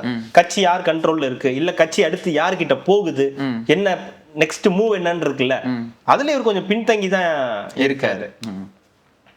அடுத்தது விசிகா மாநாடு நடத்த போறாங்க. பூஜை போட்டாச்சு. சுவாக. ஆமா, கல்கட்டாக்கே காப்பு கட்டியாச்சுன்ற மாதிரி. ஆமா, காப்பு தான் கட்டிட்டாங்க. இன்னும் புதுசா சுவாக இனிமே சுவாக அப்படி ஏன் தெரியலையே. ஆமா, இப்பதான் நம்ம திமுக கூட இல்லையே, அப்புறம் என்ன? திமுக கூட இல்லைன்னா திமுக கூட இருக்கும்போது தான் பூஜை. திமுகவுக்கு அதுக்கு இந்த சம்மந்தம் ஏங்க? சனாதனத்தை ஒழிக்கிறதுல உண்மையாவே இருக்கிறது விசிகா தான் சொல்லி அடிக்கடி அண்ணன் வந்து சொல்லுவாரு. அண்ணன் இப்ப சமீப காலமா அவருடைய பேச்சுல வந்து ஒரு பல மாற்றங்கள் தெரியுதுன்னு வச்சுங்களேன். அந்த மண்டையில் அடிபட்டோன்னு அந்த குருவி சுத்தும்ல, ஒரு மாதிரி சுத்துல அந்த மாதிரி வந்து இந்த கலகலப்புல ஒரு போலீஸ் வருவாரு. ஆமா, இவர்தான் deluxe Pandian. Mister deluxe Pandian, என்ன நீங்க இப்படி நீ டவுசரோட இருக்க, ஒரு உயர் அதிகாரியை பார்த்து என்ன கேள்வி கேட்கறேன், அவனை போய் டிஸ்மிஸ் பண்றேன்னு வரல. அந்த மாதிரி அண்ணன் சமீபத்துல பேசக்கூடிய விஷயங்கள் அந்த மாதிரி வந்து இருக்கலாம். ஆனா முன்னாடி வந்து அவர் தான் இந்த சனாதனம் இதெல்லாம் வந்து பிஜேபி கூட நாங்க போகவே மாட்டோம், சனாதன எதிர்ப்புல நாங்க தான் வந்து முன்னாடி நிற்போம் அப்படின்னும் போது எப்படி திமுக ஒன்று பண்ணும்ல, சொல்றது ஒண்ணு செய்யறது ஒண்ணு பண்ணுவாங்கல்ல. அதாவது சனாதனத்தை எதிர்க்கிறோன்னுவாங்க, இதெல்லாம் சொல்லுவாங்க, நீட் எதிர்ப்பு இதெல்லாம் சொல்லுவாங்க. ஆனா அதெல்லாம் செஞ்சது யாருன்னு பார்த்தா அவங்களா தான் இருக்கும். இப்ப எப்படி வந்து கல்யாணத்துல வந்து ஐயர்களை வச்சு பண்ணுவாங்க, அவங்க வீட்டுல ஒரு பூஜைனா ஐயர்களை வச்சு பண்ணுவாங்க, எல்லாம் பண்ணுவாங்க. ஆனா சனாதனத்தை ஒழிக்கிறேன்னு வந்து கட்சி மேடைகள்ல முழக்கம் போடுவாங்க. அதே மாதிரி இப்ப அண்ணன் வந்து எங்க போனாலும் சனாதன ஒழிப்பு, இந்த பிஜேபி பாசிச ஆட்சிக்கு எதிரான இதெல்லாம் வந்து நம்ம தான் வந்து முன்னிலையில இருக்கோம் அப்படின்னு சொல்லுவாரு. இப்ப அவருடைய பூஜையிலேயே உட்காந்து ஒரு ஐயர் வந்து இது போட்டிருக்காரு, பூஜை போட்டிருக்காரு. இது யார் எடுத்த முடிவு, எதனால இது நடந்துச்சு? அண்ணன் தான் எடுத்திருப்பாரு. அண்ணன் எப்படி எடுப்பாரு? இதுக்கெல்லாம் அண்ணன் வந்து முடிவு எடுக்க மாட்டாரு. அப்படியே ஒரு முடிவு எடுத்திருக்காரு. யாரோ அது ஏற்பாடு பண்ண அந்த நிர்வாகிக்கு வந்து நம்பிக்கை அதிகமா இருக்கலாம், ஆன்மீகத்துல நம்பிக்கையா இருக்கலாம். சரி, அதனால வந்து அவரு ஆன்மீகத்துல நம்பிக்கையா இருக்கிறது வேறங்கய்யா. ஆன்மீகத்துல எல்லாரும் நம்பிக்கையா. அண்ணன் கூட முருகன் கோயிலுக்கு போவாரு, வெளியே போட்டு எடுக்கும்போது விபூதி அழிச்சிருவாரு. அதை பத்தி இல்ல பேச்சுங்க. இந்த மாதிரி நீங்க சொல்றீங்களா, இந்த சமஸ்கிருதம் சனாதனம் இதெல்லாம் உள்ள வரக்கூடாதுன்னு சொல்றீங்கல்ல, அப்புறம் நீங்களே அதை எடுத்து உள்ள வச்சுட்டு சனாதனம் வந்துருச்சு, சனாதனம் உள்ள பூந்துருச்சுன்னு சொல்றதுல என்ன லாஜிக் இருக்கு? அப்புறம் மத்தவங்களை நீங்க பேசக்கூடாதுல்ல? சொல்லக்கூடாதுங்க. ஒரு ஐயரை வாழ வச்சதுக்கான பெருமை அண்ணனுக்கு. இன்னைக்கு வந்து திமுகவுடைய கட்டப்பான்னு சொல்லி சத்யராஜ் அவர்கள் சொல்றாரு, நான் தான் திமுகவுடைய கட்டப்பா, என்னைக்கு முதுகுல குத்துன்னு எனக்கே தெரியாது அப்படின்னு அவர் வந்து சொல்றாரு. ஆனா அவர் வீட்டு கல்யாணத்துல என்ன நடந்துச்சு? யார் வந்து கல்யாணம் பண்ணி வச்சா? இந்த பழுத்த அரசியல் தலைவர் துரைமுருகன். அவரு வந்து திமுக இருக்காரு. அப்ப அவருக்கும் அந்த சனாதன அப்படியே பொருந்தும். ஆனா அவர் என்ன பண்றாரு? அவர் கல்யாணத்துல யாரை வச்சு கல்யாணம் பண்றாரு?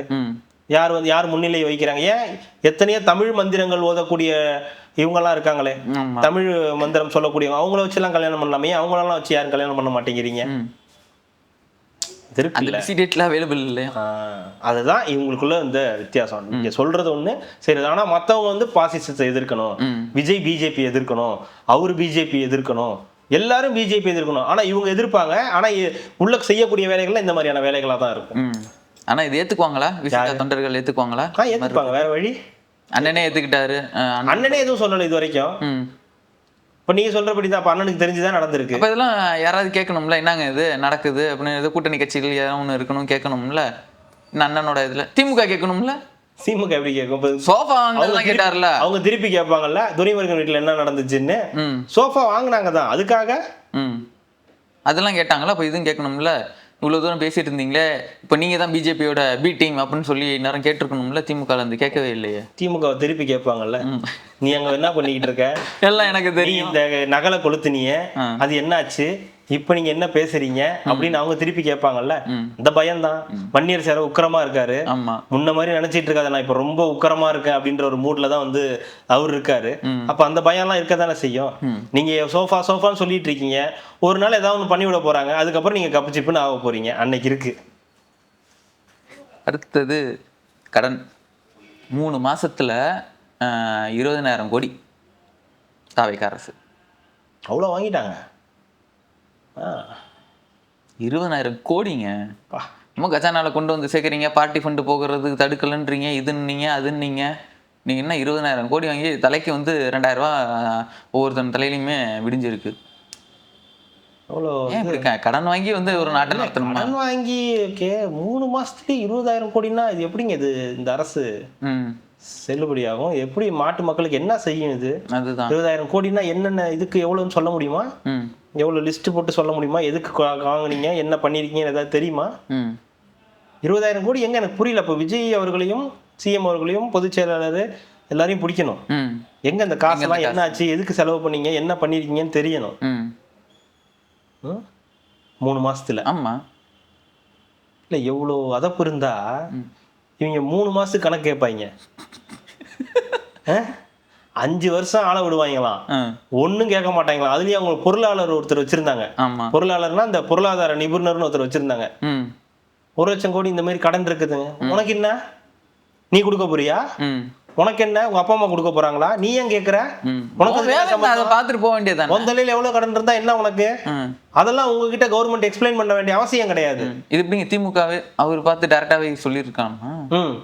ஆனா இப்ப பாருங்க, ஐயோ 20,000 கோடி கடன் ஆகி போச்சு, ஐயோ 20,000 கோடி கடன் ஆகி போச்சு. எப்பத்துல இருந்துடா? ஏப்ரல் மாசத்துல இருந்து. என்ன ஏப்ரலா? டேய் ஆட்சிக்கு வந்து மே மாசம் தானே ஆட்சிக்கு வந்திருக்காங்க. இருந்தாலும் ஏப்ரல்ல வந்தது உங்க தலையில தானே வந்து வரும். 14,000 கோடி வந்து வட்டியா கட்டுறீங்க. ஆமா, நீ வாங்கி வச்சுட்டு போன கடனுக்கு வட்டி கட்டாம வேற என்ன பண்ணுவாங்க? கடன் வாங்கி வட்டி ஆட்சிக்கு வந்திருக்கிறது என்ன அண்ணனா? அந்த கடனுக்கு எல்லாம் நான் வட்டி கட்ட மாட்டேன். நீங்க வாங்கிட்டு போவீங்க, நான் கிடைக்கணுமா? இல்ல புரியலங்க, அதெல்லாம் என்னால கட்ட முடியாது. அப்புறம் எதை கட்டுவேன்? நான் வாங்கினதுக்கு மட்டும் தான் நான் கட்டுவேன்ற மாதிரி பிரிச்சு பேசுவாங்கல்ல. இந்த வீட்டுல அண்ணன் தம்பிங்க எல்லாம் நிறைய பேர் 4-5 பேரா இருந்தா அதெல்லாம் என்னால பண்ண முடியாது. நம்ம சம்சாரம் மின்சாரத்துல அந்த பங்குகள்லாம் அதெல்லாம் என் பங்குல வராதுன்னு வரல. அந்த மாதிரி அண்ணன் அதெல்லாம் எந்துல வராது, நான் ஏன் அதெல்லாம் கட்டணும் அப்படின்னு வரல. அந்த மாதிரி சொல்லணும்னு எதிர்பார்க்கறாங்க போல. கடந்த ஆட்சிகள்ல வாங்கின கடனுக்கு சேர்த்து வட்டியை கட்டணும், இப்ப வரக்கூடிய நிதி திட்டங்களுக்கு இருக்கக்கூடியத கடன் வாங்கி செய்யணும் அப்படின்னா நீங்க அந்த அளவுக்கு விட்டுட்டு போயிருக்கீங்க. அவ்வளவு பற்றாக்குறை இங்க வந்து இருக்கு. கேட்டா நீங்க எதுவுமே செய்யல, எதுவுமே பண்ணல. ஏன் இப்பதானே ஒவ்வொன்னா செய்ய ஆரம்பிக்கிறாங்க. அதோ இந்த செப்டம்பர் மாசம் இது வருது, இந்த தங்க மோதிரம் திட்டம், அது வந்து டெண்டர் விட்டுருக்காங்க. இந்த மாதிரி பல விஷயங்கள் நடந்துகிட்டு இருக்கு. டெய்லி ரொட்டீன் பண்ணணும்ல, ஒர்க்கை ரொட்டீன் பண்ணணும்ல. சரி 3 மாசத்துக்கெல்லாம் நீங்க இது வரைக்கும் கணக்கே கேட்டது இல்லையே. இப்ப கேட்போம்ல, இது வரைக்குமே யாருமே 3 மாசத்துக்குள்ளார 20,000 கோடி கடன் வாங்கியிருக்காங்கன்னு இது வரைக்கும் எந்த ஆட்சியிலுமே சொன்னதே இல்லையே. அது திமுக ஆண்டப்பையும் சரி, அதிமுக ஆண்டப்பையும் சரி. சரி அதிமுக ஆட்சியே அப்படியே விட்டுருங்க, அது முடிஞ்சு போய் நம்ம 5 வருஷத்துக்கு 10 வருஷத்துக்கு முன்னாடி போக வேண்டாம். லாஸ்ட் 5 வருஷம் இருக்குல்ல, அந்த 5 வருஷத்துல எப்பெல்லாம் 3 மாசத்துக்கு ஒரு தடவை நீங்க வந்து இந்த அமௌண்ட் வாங்கியிருக்காங்க, இந்த கடன் வாங்கியிருக்காங்க, இந்த கடன் வாங்கியிருக்காங்கன்னு சொன்னீங்க இல்ல. ஆனா இப்ப புதுசா இருக்கு. 3 மாசத்துக்குள்ள இவ்வளவு கடன் வாங்கியிருக்காங்க, அப்புறம் 6 மாசத்துக்கு ஒன்று எடுப்பீங்க, அப்புறம் 9 மாசம், அப்புறம் 12 மாசத்துக்கு. அப்ப ஒரு வருஷத்துக்கு என்ன கடன் வாங்கியிருக்காங்கன்றதை நீங்க எக்ஸ்பிளைன் பண்ணிடுவீங்க. ஆமா 10-13ட்டீங்க. இப்ப திருப்பி நீங்க எல்லாத்தையும் வாங்கி அது எல்லாத்தையும் திமுக பேர்ல சொல்லி ஏத்திருக்கீங்க. அதனாலதான் அப்பப்போ போட்டு வைக்கிறோம். ஆகஸ்ட் 5 ஆகஸ்ட் 5 இது தராங்க, பட்ஜெட் வரும். ஆமா, அந்த பட்ஜெட்டுக்கு அப்புறம் ஒன்னு தரேன் இருக்காங்க, பார்ட்டி ஃபண்டை வச்சு ஒன்னு சொல்றேன்னு இருக்காங்க. இல்ல ஊழல் பட்டியல் வந்து அது எல்லாம் வரும் இருக்காங்க. அன்னைக்கு வேடிக்கை இருக்குது இல்லங்க. இன்னைக்கு எல்லாம் புதுசா ஏதாவது ஒண்ணு, இப்போ நீட் நடந்துகிட்டு இருக்குன்னு வச்சுங்களேன்.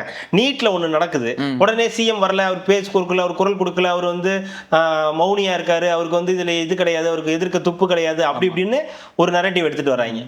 அது முடிஞ்சிருச்சு, நீட் அங்க முடிஞ்சு போச்சுப்பா, கலைஞ்சு போங்கடா. இந்த கும்பல வச்சு நாங்களாம் எங்களாம் கலைஞ்சு போக முடியாது, எங்களுக்கு வேற வேலை வெட்டி இல்ல, நாங்க இங்கதான் உட்காந்துட்டு போனாங்க. அந்த பால நிலத்துல சொல்லிட்டாங்க அதெல்லாம் இங்க கிடையாது, ஏஞ்சி ஓடி போயிடு அப்படின்ட்டாங்க.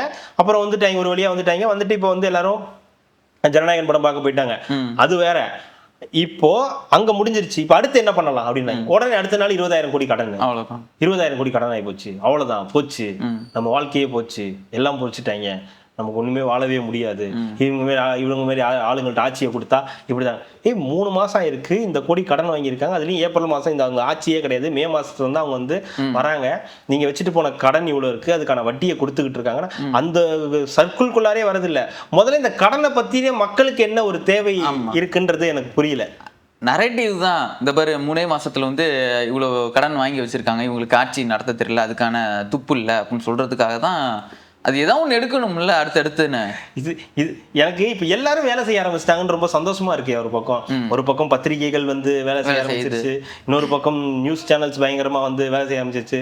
திடீர்னு திமுக காரங்கெல்லாம் வந்து பயங்கரமா அவ்வளவு அந்த வேஷத்தை கலைச்சிட்டாங்க. ஆளுங்கட்சி வேஷத்தெல்லாம் கலைச்சிட்டு இப்ப உத்தமர்கள் வேஷம் வந்து போட ஆரம்பிச்சிட்டாங்க. எங்க ஆட்சி மட்டும் இருந்ததுன்னா, எங்க முத்துவேல் கருணாநிதி ஸ்டாலின் மட்டும் இருந்திருந்தார் என்றால் இந்நேரத்துக்கு அப்படியே ஸ்வீப் பண்ணிருப்பாரு, வானத்தை பூமியாவும் பூமியை வானத்தமாவும் மாத்திருப்பாரு. உடனே அவர் வந்திருந்தாருன்னா இந்நேரத்துக்கு 2000 ரூபாய் கொடுத்திருப்பாரு, இவர் வந்திருந்தாருன்னா இந்நேரத்துக்கு 10,000 ரூபாய் கொடுத்திருந்திருப்பாரு. சரி, ஏன் இப்ப 1000 ரூபாய் கொடுக்கறதுக்கு மட்டும் அப்ப ஃபர்ஸ்ட் லேட் ஆச்சு? அதான் வந்தோம், நாங்க 4000 ரூபாய் கொடுத்தோம்ல, கொரோனா காசு கொடுத்தோம்ல அப்படின்னு புதுசா வந்து உருட்டுறாங்க. மக்களை வந்து முட்டாளாக்கணும்ன்றதுக்கு ஒரு எண்ணத்திலேயே இருக்காங்க. நீங்க ஓட்டு போட்டது தப்பு, இவங்களுக்கு ஓட்டு போட்டது தப்பு, இவங்களால எதுவும் பண்ண முடியாது அப்படின்னு. எனக்கு தெரிஞ்சு இதற்கு விஜய் பண்ற ஒரே ஒரு விஷயம், சிஎம் விஜய் அவர்கள் பண்ற ஒரே ஒரு விஷயம் தான் நல்ல விஷயமா இருக்கு. என்ன சொல்லுங்க? எதுவும் பேசாம இருக்கிறதா? பதில் சொல்ல முடியாது போட. அதான் ஏங்க இந்த மாதிரி என்னது எதுக்குமே வாயை திறக்கலனா அந்த 250 அப்படியா? ஒரு நிமிஷம், இந்த கேள்வி கேட்குறீங்க எல்லாமே இந்த 250 கான்செப்ட் தான், வடிவேலு தான். அந்த 250 வெயிட் பண்ணு, அந்த தருவாரா மாட்டாரா அப்படின்னு ஒரு 4 பேர்ட்ட கொண்டு போய் கோத்து விட்டு வந்துருவார்ல கண்டக்டர், அந்த மாதிரி தான் கேட்குற எல்லா வேலையும் இறக்கி கோத்து விட்டுறது. ஏதாவது ஒரு விஷயத்துல கோத்து விட்டுட்டோம்னா அவன் வேலையை பார்க்கறது. இவங்க எல்லாம் எதுவும் கோத்து விடாம இருக்கிறதுனால தானே வந்து நரேட்டிவ் செட் பண்ணிட்டே இருக்காங்க. போச்சு, அப்படி ஆயிடுச்சு, இப்படி ஆயிடுச்சு, அவ்வளவுதான், இதுக்கப்புறம் நம்ம வாழவே முடியாது, செத்துருவோம், காவிரியில தண்ணி வரல, இங்க இது வரல, அது வரல, அவ்வளவுதான். நீங்க எந்த டிசிஷனையும் எடுக்க விட மாட்டேங்கிறீங்க. முதல்ல உங்களை அவர் கண்டுக்கிறது இல்லைன்னு வச்சுக்கோங்க. அவர் எடுப்பாரு, அப்புறம் தான் செய்ய போறாங்க. உடனே போச்சு, இந்நேரத்துக்கு முத்துவேல் கருணாநிதி ஸ்டாலின் இருந்ததா, இந்நேரத்துக்கு எடப்பாடி பழனிசாமி தான். ஏண்டா இவ்வளவு அவங்க இருந்ததான் புலம்பிட்டு இருந்தீங்க, என்ன இப்படி பண்றாங்க, ஆட்சி இவ்வளவு மோசமா இருக்குது அப்படின்னு. எல்லாருமே வேலை செய்ய ஆரம்பிச்சிட்டாங்க. பத்திரிகையாளர்கள்லாம் வந்து பயங்கரமா வந்து பேச ஆரம்பிச்சிட்டாங்க.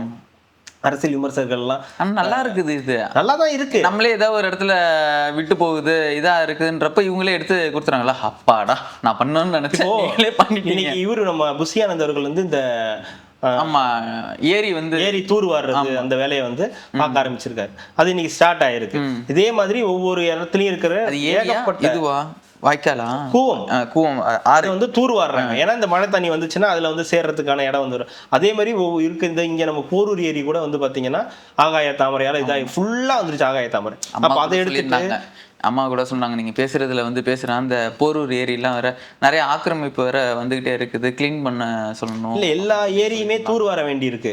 இது எல்லாமே தூர் வாரினா மட்டும்தான் வரப்போற மழையை சமாளிக்கிறதுக்கு, அந்த தண்ணி எல்லாம் கொண்டு போய் அங்க சேர்க்கறதுக்கு சரியா வந்து இருக்கும் அப்படின்னு இப்ப வந்து பத்திரிகையிலேயே வந்து போட ஆரம்பிக்கிறாங்க.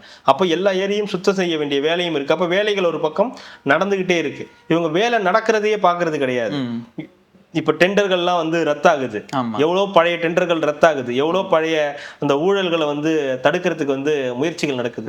அதை எதையுமே பாக்குறது கிடையாது. வெறுமனே எவனாவது எடுத்து வந்து போட்டானா போதும் 20,000 கோடி கடன் அப்படின்னு எடுத்தோம்னா உடனே அதை பிடிச்சிட்டு சுத்த வேண்டியது. 20,000 கோடி கடன் ஆகி போச்சு. எத்தனை லட்சம் கோடி கடன் இருந்துச்சு, இவங்களுக்கு பிரச்சனையே இல்லை. 13 லட்சம் 5 வருஷத்துல 13 லட்சம் கோடி ரூபாய் கடன் வந்து வந்திருக்குது அப்படின்றதுல இவங்களுக்கு எந்த விதமான வருத்தமும் கிடையாது. கேட்டா நாங்க எல்லாமே பர்ஃபெக்டா பண்ணிருக்கோம் அப்படின்னு சொல்லியிருக்காங்க. ஆனா இன்னைக்கு வந்து ஒரு அரசு ஒரு 3 மாசத்துல இவ்வளவு கடன் வாங்கிருச்சோம்னா தாம் தூம்னு குதிக்கிறது அப்படின்றது தான் சொல்லிட்டாங்கல்ல. இங்கதான் ஒண்ணுமே இல்லையே, என்னத்தை தான் வலிச்சு வச்சிருக்கீங்க, அப்புறம் எங்கத்தை நம்ம பண்ணணும், அப்ப கடன் வாங்கி தான் பண்ணணும், வேற என்ன பண்ண முடியும்? அதான் இப்போ அது இல்லாம கடையெல்லாம் வேற மூடுறாரு, 750 கடையை மூடுறாங்க. இன்னொரு பக்கம் பார் வந்து ஓபன் பண்றதுக்கு தனியா அந்த 100 மீட்டருக்குள்ள அந்த கடையில இருந்து 100 மீட்டருக்குள்ளார பார் ஓபன் பண்றதுக்கான இது கொடுக்கலாம் அப்படின்ற மாதிரி பேச்சுவார்த்தைகள் ஒரு பக்கம் நடந்துகிட்டு இருக்கு. ஏன்னா அந்த பார்லயே அங்கேயே நடத்தும் போது ஒருத்தரே தான் வந்து எடுத்து நடத்துறாரு. அந்த பில்டிங் ஓனரா இருந்தா அவங்க கிட்ட கன்ஃபார்ம் ஆகணும், பெரும்பாலும் அவங்களே வந்து நடத்துறது அப்படின்ற மாதிரி சில விஷயங்கள்லாம் நடக்குது. அதை தவிர்க்கிறதுக்கு ஒரு 100 மீட்டருக்குள்ள ஒரு இடம் இருந்துச்சுன்னா அங்க வந்து நீங்க பார் வந்து ஓபன் பண்ணலாம். அப்போ புது நபர்கள் வந்து உள்ள வருவாங்க, டெண்டருக்கு புது ஆட்கள் வந்து உள்ள வருவாங்க அப்படின்னு சில விஷயங்கள் வந்து நடக்குது. இது நல்லதா கெட்டதான்றதை தாண்டி வேற முயற்சிகள் நடந்துகிட்டு இருக்கு. இந்த பார் மாதிரியான விஷயங்கள் கூட வேற முயற்சிகள் நடந்துகிட்டு இருக்கு. நீங்க எந்த டைமுமே கொடுக்காம அதுக்குள்ள நாங்க எங்களுக்கு எல்லாமே வேணும், எல்லாமே எங்களுக்கு வந்து கிடைச்சிடணும் அப்படின்னு எதிர்பார்ப்பு இருக்குல்ல, அது கடந்த கால ஆட்சிகள்ல இல்ல. ஏன்னா இந்த ஆட்சியில ஏன் இருக்குன்னா இவங்க எல்லாரையாலையும் அதை பொறுத்துக்க முடியல. உடனே வந்துடணும், எங்களுக்கு எல்லாமே இப்ப வேணும், இப்ப நீ வந்து எனக்கு இதையா சொல்லிட்டு எனக்கு சக்திமான் மாதிரி எல்லாத்தையும் கொடுத்துரு அப்படின்னு வந்து இவங்க எல்லாம் எதிர்பார்க்கறாங்க. ஏன்னா இவங்களுக்கு அந்த பிரதிபலன் கிடைக்கல. இவங்க எல்லாம் வந்து ரொம்ப கஷ்டப்பட்டதா இவங்க நினைச்சுக்கிட்டு இருந்தாங்க. நம்ம கஷ்டப்பட்டோம், நமக்கு கிடைக்கல, ஒரு சினிமாக்காரருக்கு வந்து கிடைச்சிருச்சு அப்படின்ற அந்த எண்ணம் தான் இன்னைக்கும் வந்து ஏதாவது ஒண்ணு ஒரு ட்விட்டர்ல, இப்ப டெய்லி ட்விட்டர்ல ஏதாவது ஒண்ணு வந்துகிட்டே இருக்கு. அதுல போய் ஏதாவது ஒண்ணு போறது கூட வந்து விருப்பம் இல்லை. ஏன்னா எல்லாமே ஒரு வன்மத்தோடையா தான் வந்து பேசுறாங்கன்றது நல்லாவே தெரியுது. பேசக்கூடிய பெரும்பாலானவர்கள் அதுல வன்மத்தை மட்டுமே கக்கிறதுக்கு தான் அதுல வரானுங்க அப்படின்றது தெரியுது. அப்புறம் அதுல போய் பேசி என்ன பண்றது? சரி போய் தட்டி சொல்லுங்க. விட்டுட்டு போயிட்டே ஆமா. இருக்கணும். திண்டுக்கல் லியோனிலாம் இப்பெல்லாம் தினம் தினம் ஒரு ட்வீட் போடுறாரு. எவன் டைப் பண்ணி கொடுக்குறான் என்ன பண்றாங்கன்னு தெரியல. டெய்லி தினமும் ஒரு ட்வீட் போட்டு சந்தோஷப்பட்டு யூஸ் பண்ண கத்துக்கிட்டாரு போல. யூஸ் பண்ணலாம் கத்துக்கிட்ட மாதிரி அவனா பக்கத்துல போட்டு வந்துட்டு பாரு அதை Copy பண்ணி போட்டுட்டு இருக்காங்க. போஸ்ட் போட்டு விட்டுட்டு இருப்பாங்க. அட்மின் எவனா போட்டு கொடுத்துட்டு இருப்பாங்க. நிறைய பேர் திமுகவுக்கு ஆதரவாக இருக்கக்கூடியவங்க நிறைய பேர் அதை தொடர்ந்து அந்த வேலையை வந்து பார்த்துக்கிட்டே இருக்காங்க. சரியில்லை சரியில்லை சரியில்லை சரியில்லைன்னு ஒரு கட்டத்துல இது உண்மையாக்கிடலாம். ஆமா இது தப்பு தான், இந்த ஆட்சி இந்த மாதிரியான ஆட்சி தான்றத நம்ப மாட்டாங்க. அதுதான் நிரூபணம். கொஞ்ச நாள் இப்படியே போச்சு, நிரூபணம் ஆக்கிறதுக்கு முயற்சி பண்றாங்க. அதே மாதிரி தான் இந்த டீம் நாம் தமிழர் கட்சி இதே வேலையை தான் வந்து பார்த்துட்டு இருக்காங்க. ஆனா இதுல ஏதாவது வேலிட் பாயிண்ட்ஸ் இருக்கு, இந்த அரசு செய்ய வேண்டிய காரியத்தை இவங்க எடுத்து சொன்னாங்களான்னு பார்த்தா இல்ல. முழுக்க முழுக்க வன்மத்தை மட்டுமே வந்து கொட்டுறதுக்கான ஒரு இடமா வந்து அதை வந்து வச்சிருக்காங்க. அப்படின்னும் போது அதுல போயிட்டு எந்த கருத்தும் சொல்றதுலயும் வந்து பெரிய பிரோஜனம் இல்லைன்றது நல்லா தெரியுது இருக்குது. அது மாதிரி ஸ்டாலின் அவர்கள் வந்து அந்த வேட்புமனு தாக்கல் பண்ணார்ல, அதுல வந்து அவரோட அந்த ட்ரஸ்ட் இதை வச்சு மறைச்சிட்டாராம். எதை வச்சு மறைச்சாராம்? அது இது தெரில, ஏதோ இங்கிரபர் இதை வச்சு மறைச்சிருப்பாரு. அந்த ஒயிட்னர் வச்சு மறைச்சிட்டாராம். இவர் தான் வந்து அதுக்கான தலைவர் வந்து இவர் தான். அந்த இதெல்லாம் அந்த பட்டியலில் வரவே இல்லை அப்படின்னு சொல்லி அது ஒரு கேஸ் ஒன்று போயிருக்கு. வழக்கு போட்டிருக்காங்க. அது என்ன அப்படின்றத அடுத்துதான் உயர்நீதிமன்றத்துல தெரியும். ஒருவேளை அது பெரிய 10,000 ரூபா தான் வச்சிருக்காரு. அவர்கிட்ட போய் நீ வந்து பார்ட்டி வச்சிருக்கீங்க, ஃபண்டு வச்சிருக்கீங்கன்னு கேட்டா ஒரே தொண்டு நிறுவனம் தானங்க வச்சிருக்காரு. அதுல என்னங்க வந்துட போகுது? அறிவாலயம் தொண்டு நிறுவனமா உங்களுக்கு? எப்படிங்க மனசாட்சி எல்லாம் சொல்றீங்க? அது தொண்டு நிறுவனம்.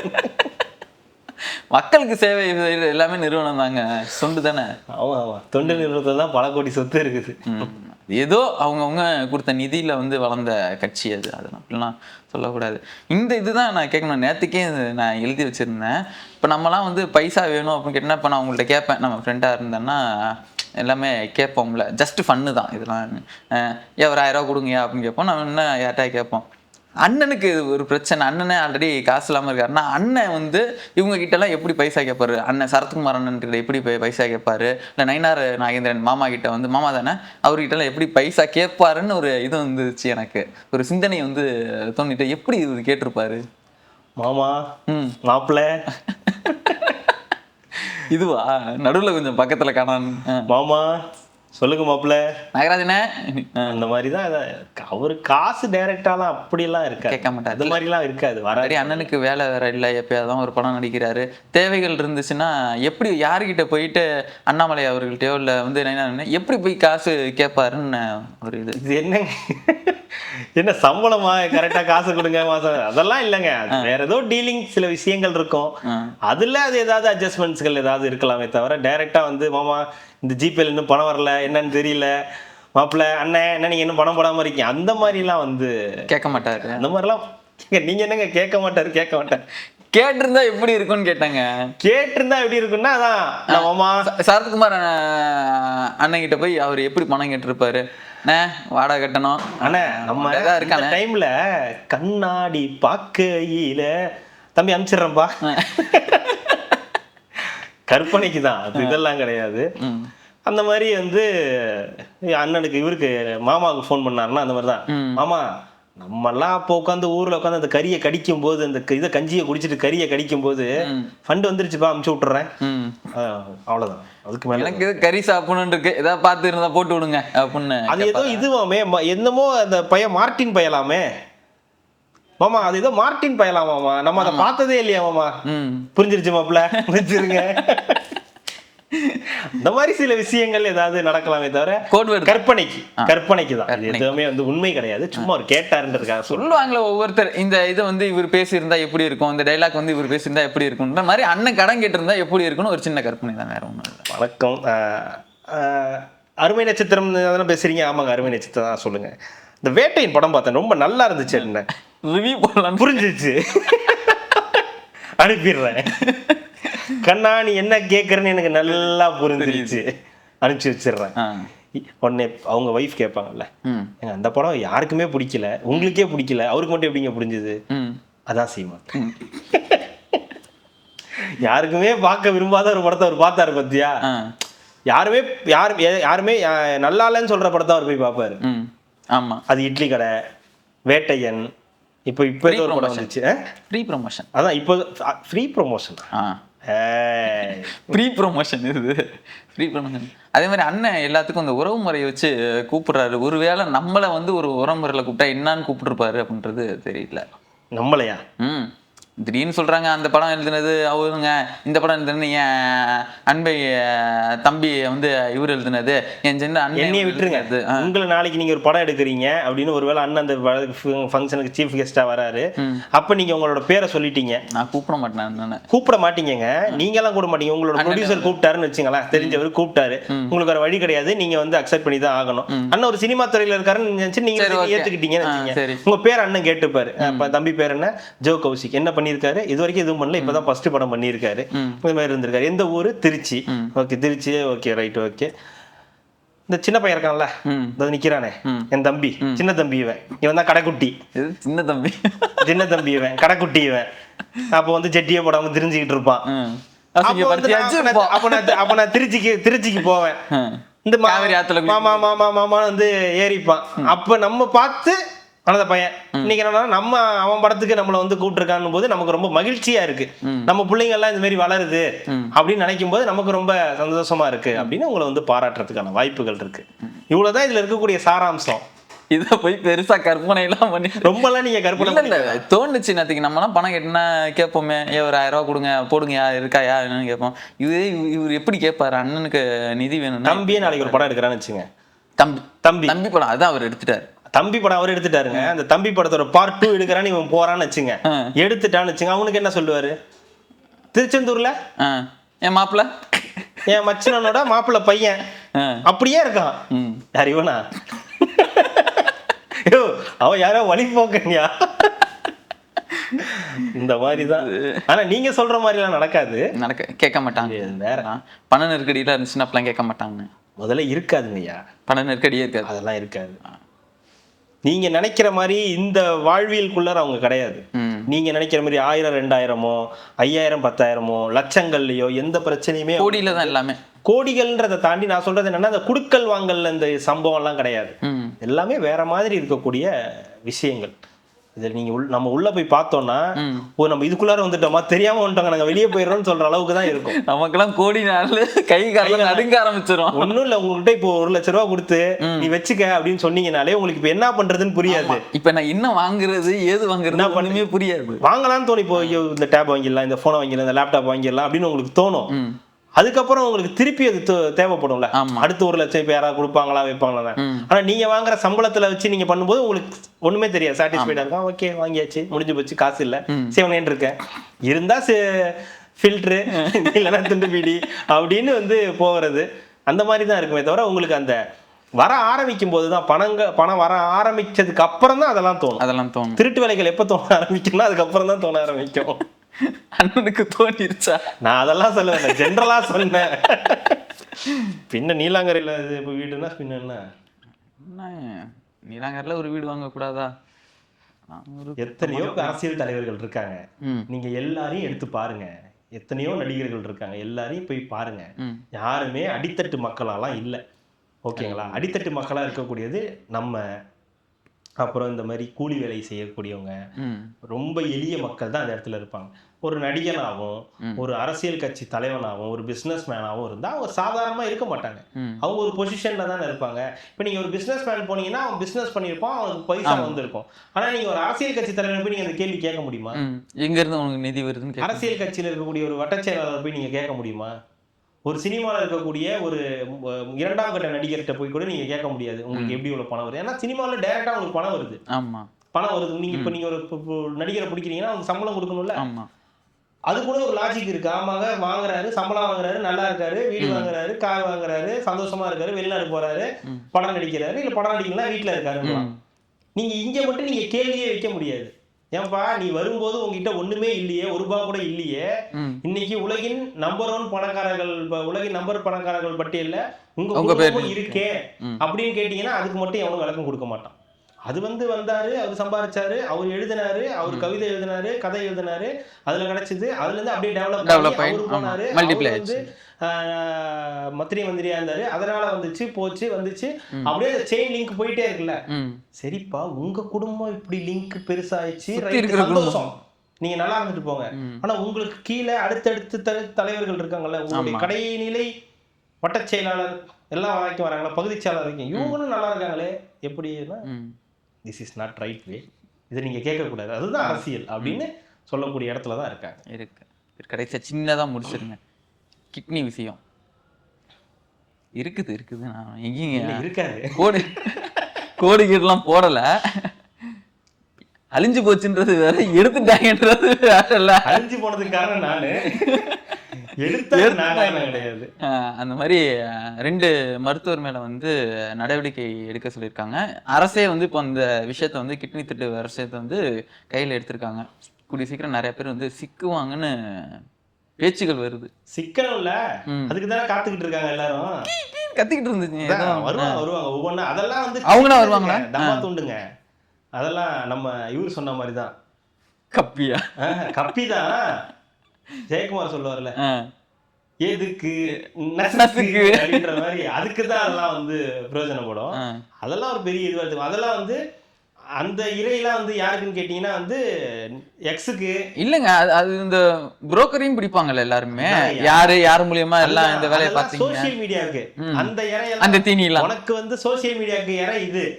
அரசியலுக்கு இறை வந்து இருக்காங்க, பெரிய பெரிய ஆட்கள் தான் இருக்காங்கல்ல, அவங்க பக்கம் போகும்போது தான் அது வந்து மாட்டோம். இதெல்லாம் வந்து இந்த சின்ன மீன், கப்பீஸ் மீன் அதெல்லாம் இருக்கும்ல, அந்த மாதிரி இதெல்லாம் ஜோக்ஸுக்கு போட்டு விளையாடுறதுக்கு தான், நீ ஒரு எடுத்து வந்து நான் ஒரு எடுத்து விடுறேன் அப்படின்னு சொல்லி யூஸ் பண்றதுக்கு தான். அதெல்லாம் தான் மெயினா இருக்கு. மெயின் பிடிச்சிங்கன்னா தான் உங்களுக்கு அரசியல் ரீதியான பல விஷயங்கள் வந்து தெரிய வரும், நம்பர்ஸ் தெரிய வரும், எத்தனை கோடிகள், எங்கெங்க, எந்த ஊரு, உகாண்டாவா, ஸ்வஸ்தீனிகாவா அப்படின்றதெல்லாம் வந்து, ஸ்வசீனியாவா இந்த இதுல வச்ச ஜனநாயகன்ல ஸ்வஸ்தீனியாவா எது அதுவா அப்படின்றதெல்லாம் அதுக்கப்புறம் தான் தெரிய வரும். பார்ப்போம் சீக்கிரம். அது நிறைய சொல்லியிருக்காங்க, பட்ஜெட்லேயும் நிறைய சுகாதாரத்துறைக்குன்னு ஏதோ தனியாக ஒரு இது ஒதுக்குறதாகவும் சொல்லியிருக்காங்க. பட்ஜெட் பார்த்தா தான் தெரியும் என்ன நடக்குதுன்னு. அவ்வளோதான் கார்த்திக், முடிஞ்சது. மீண்டும் நாளை சந்திப்போம் கார்த்திக். மிக்க நன்றி. மகிழ்ச்சி.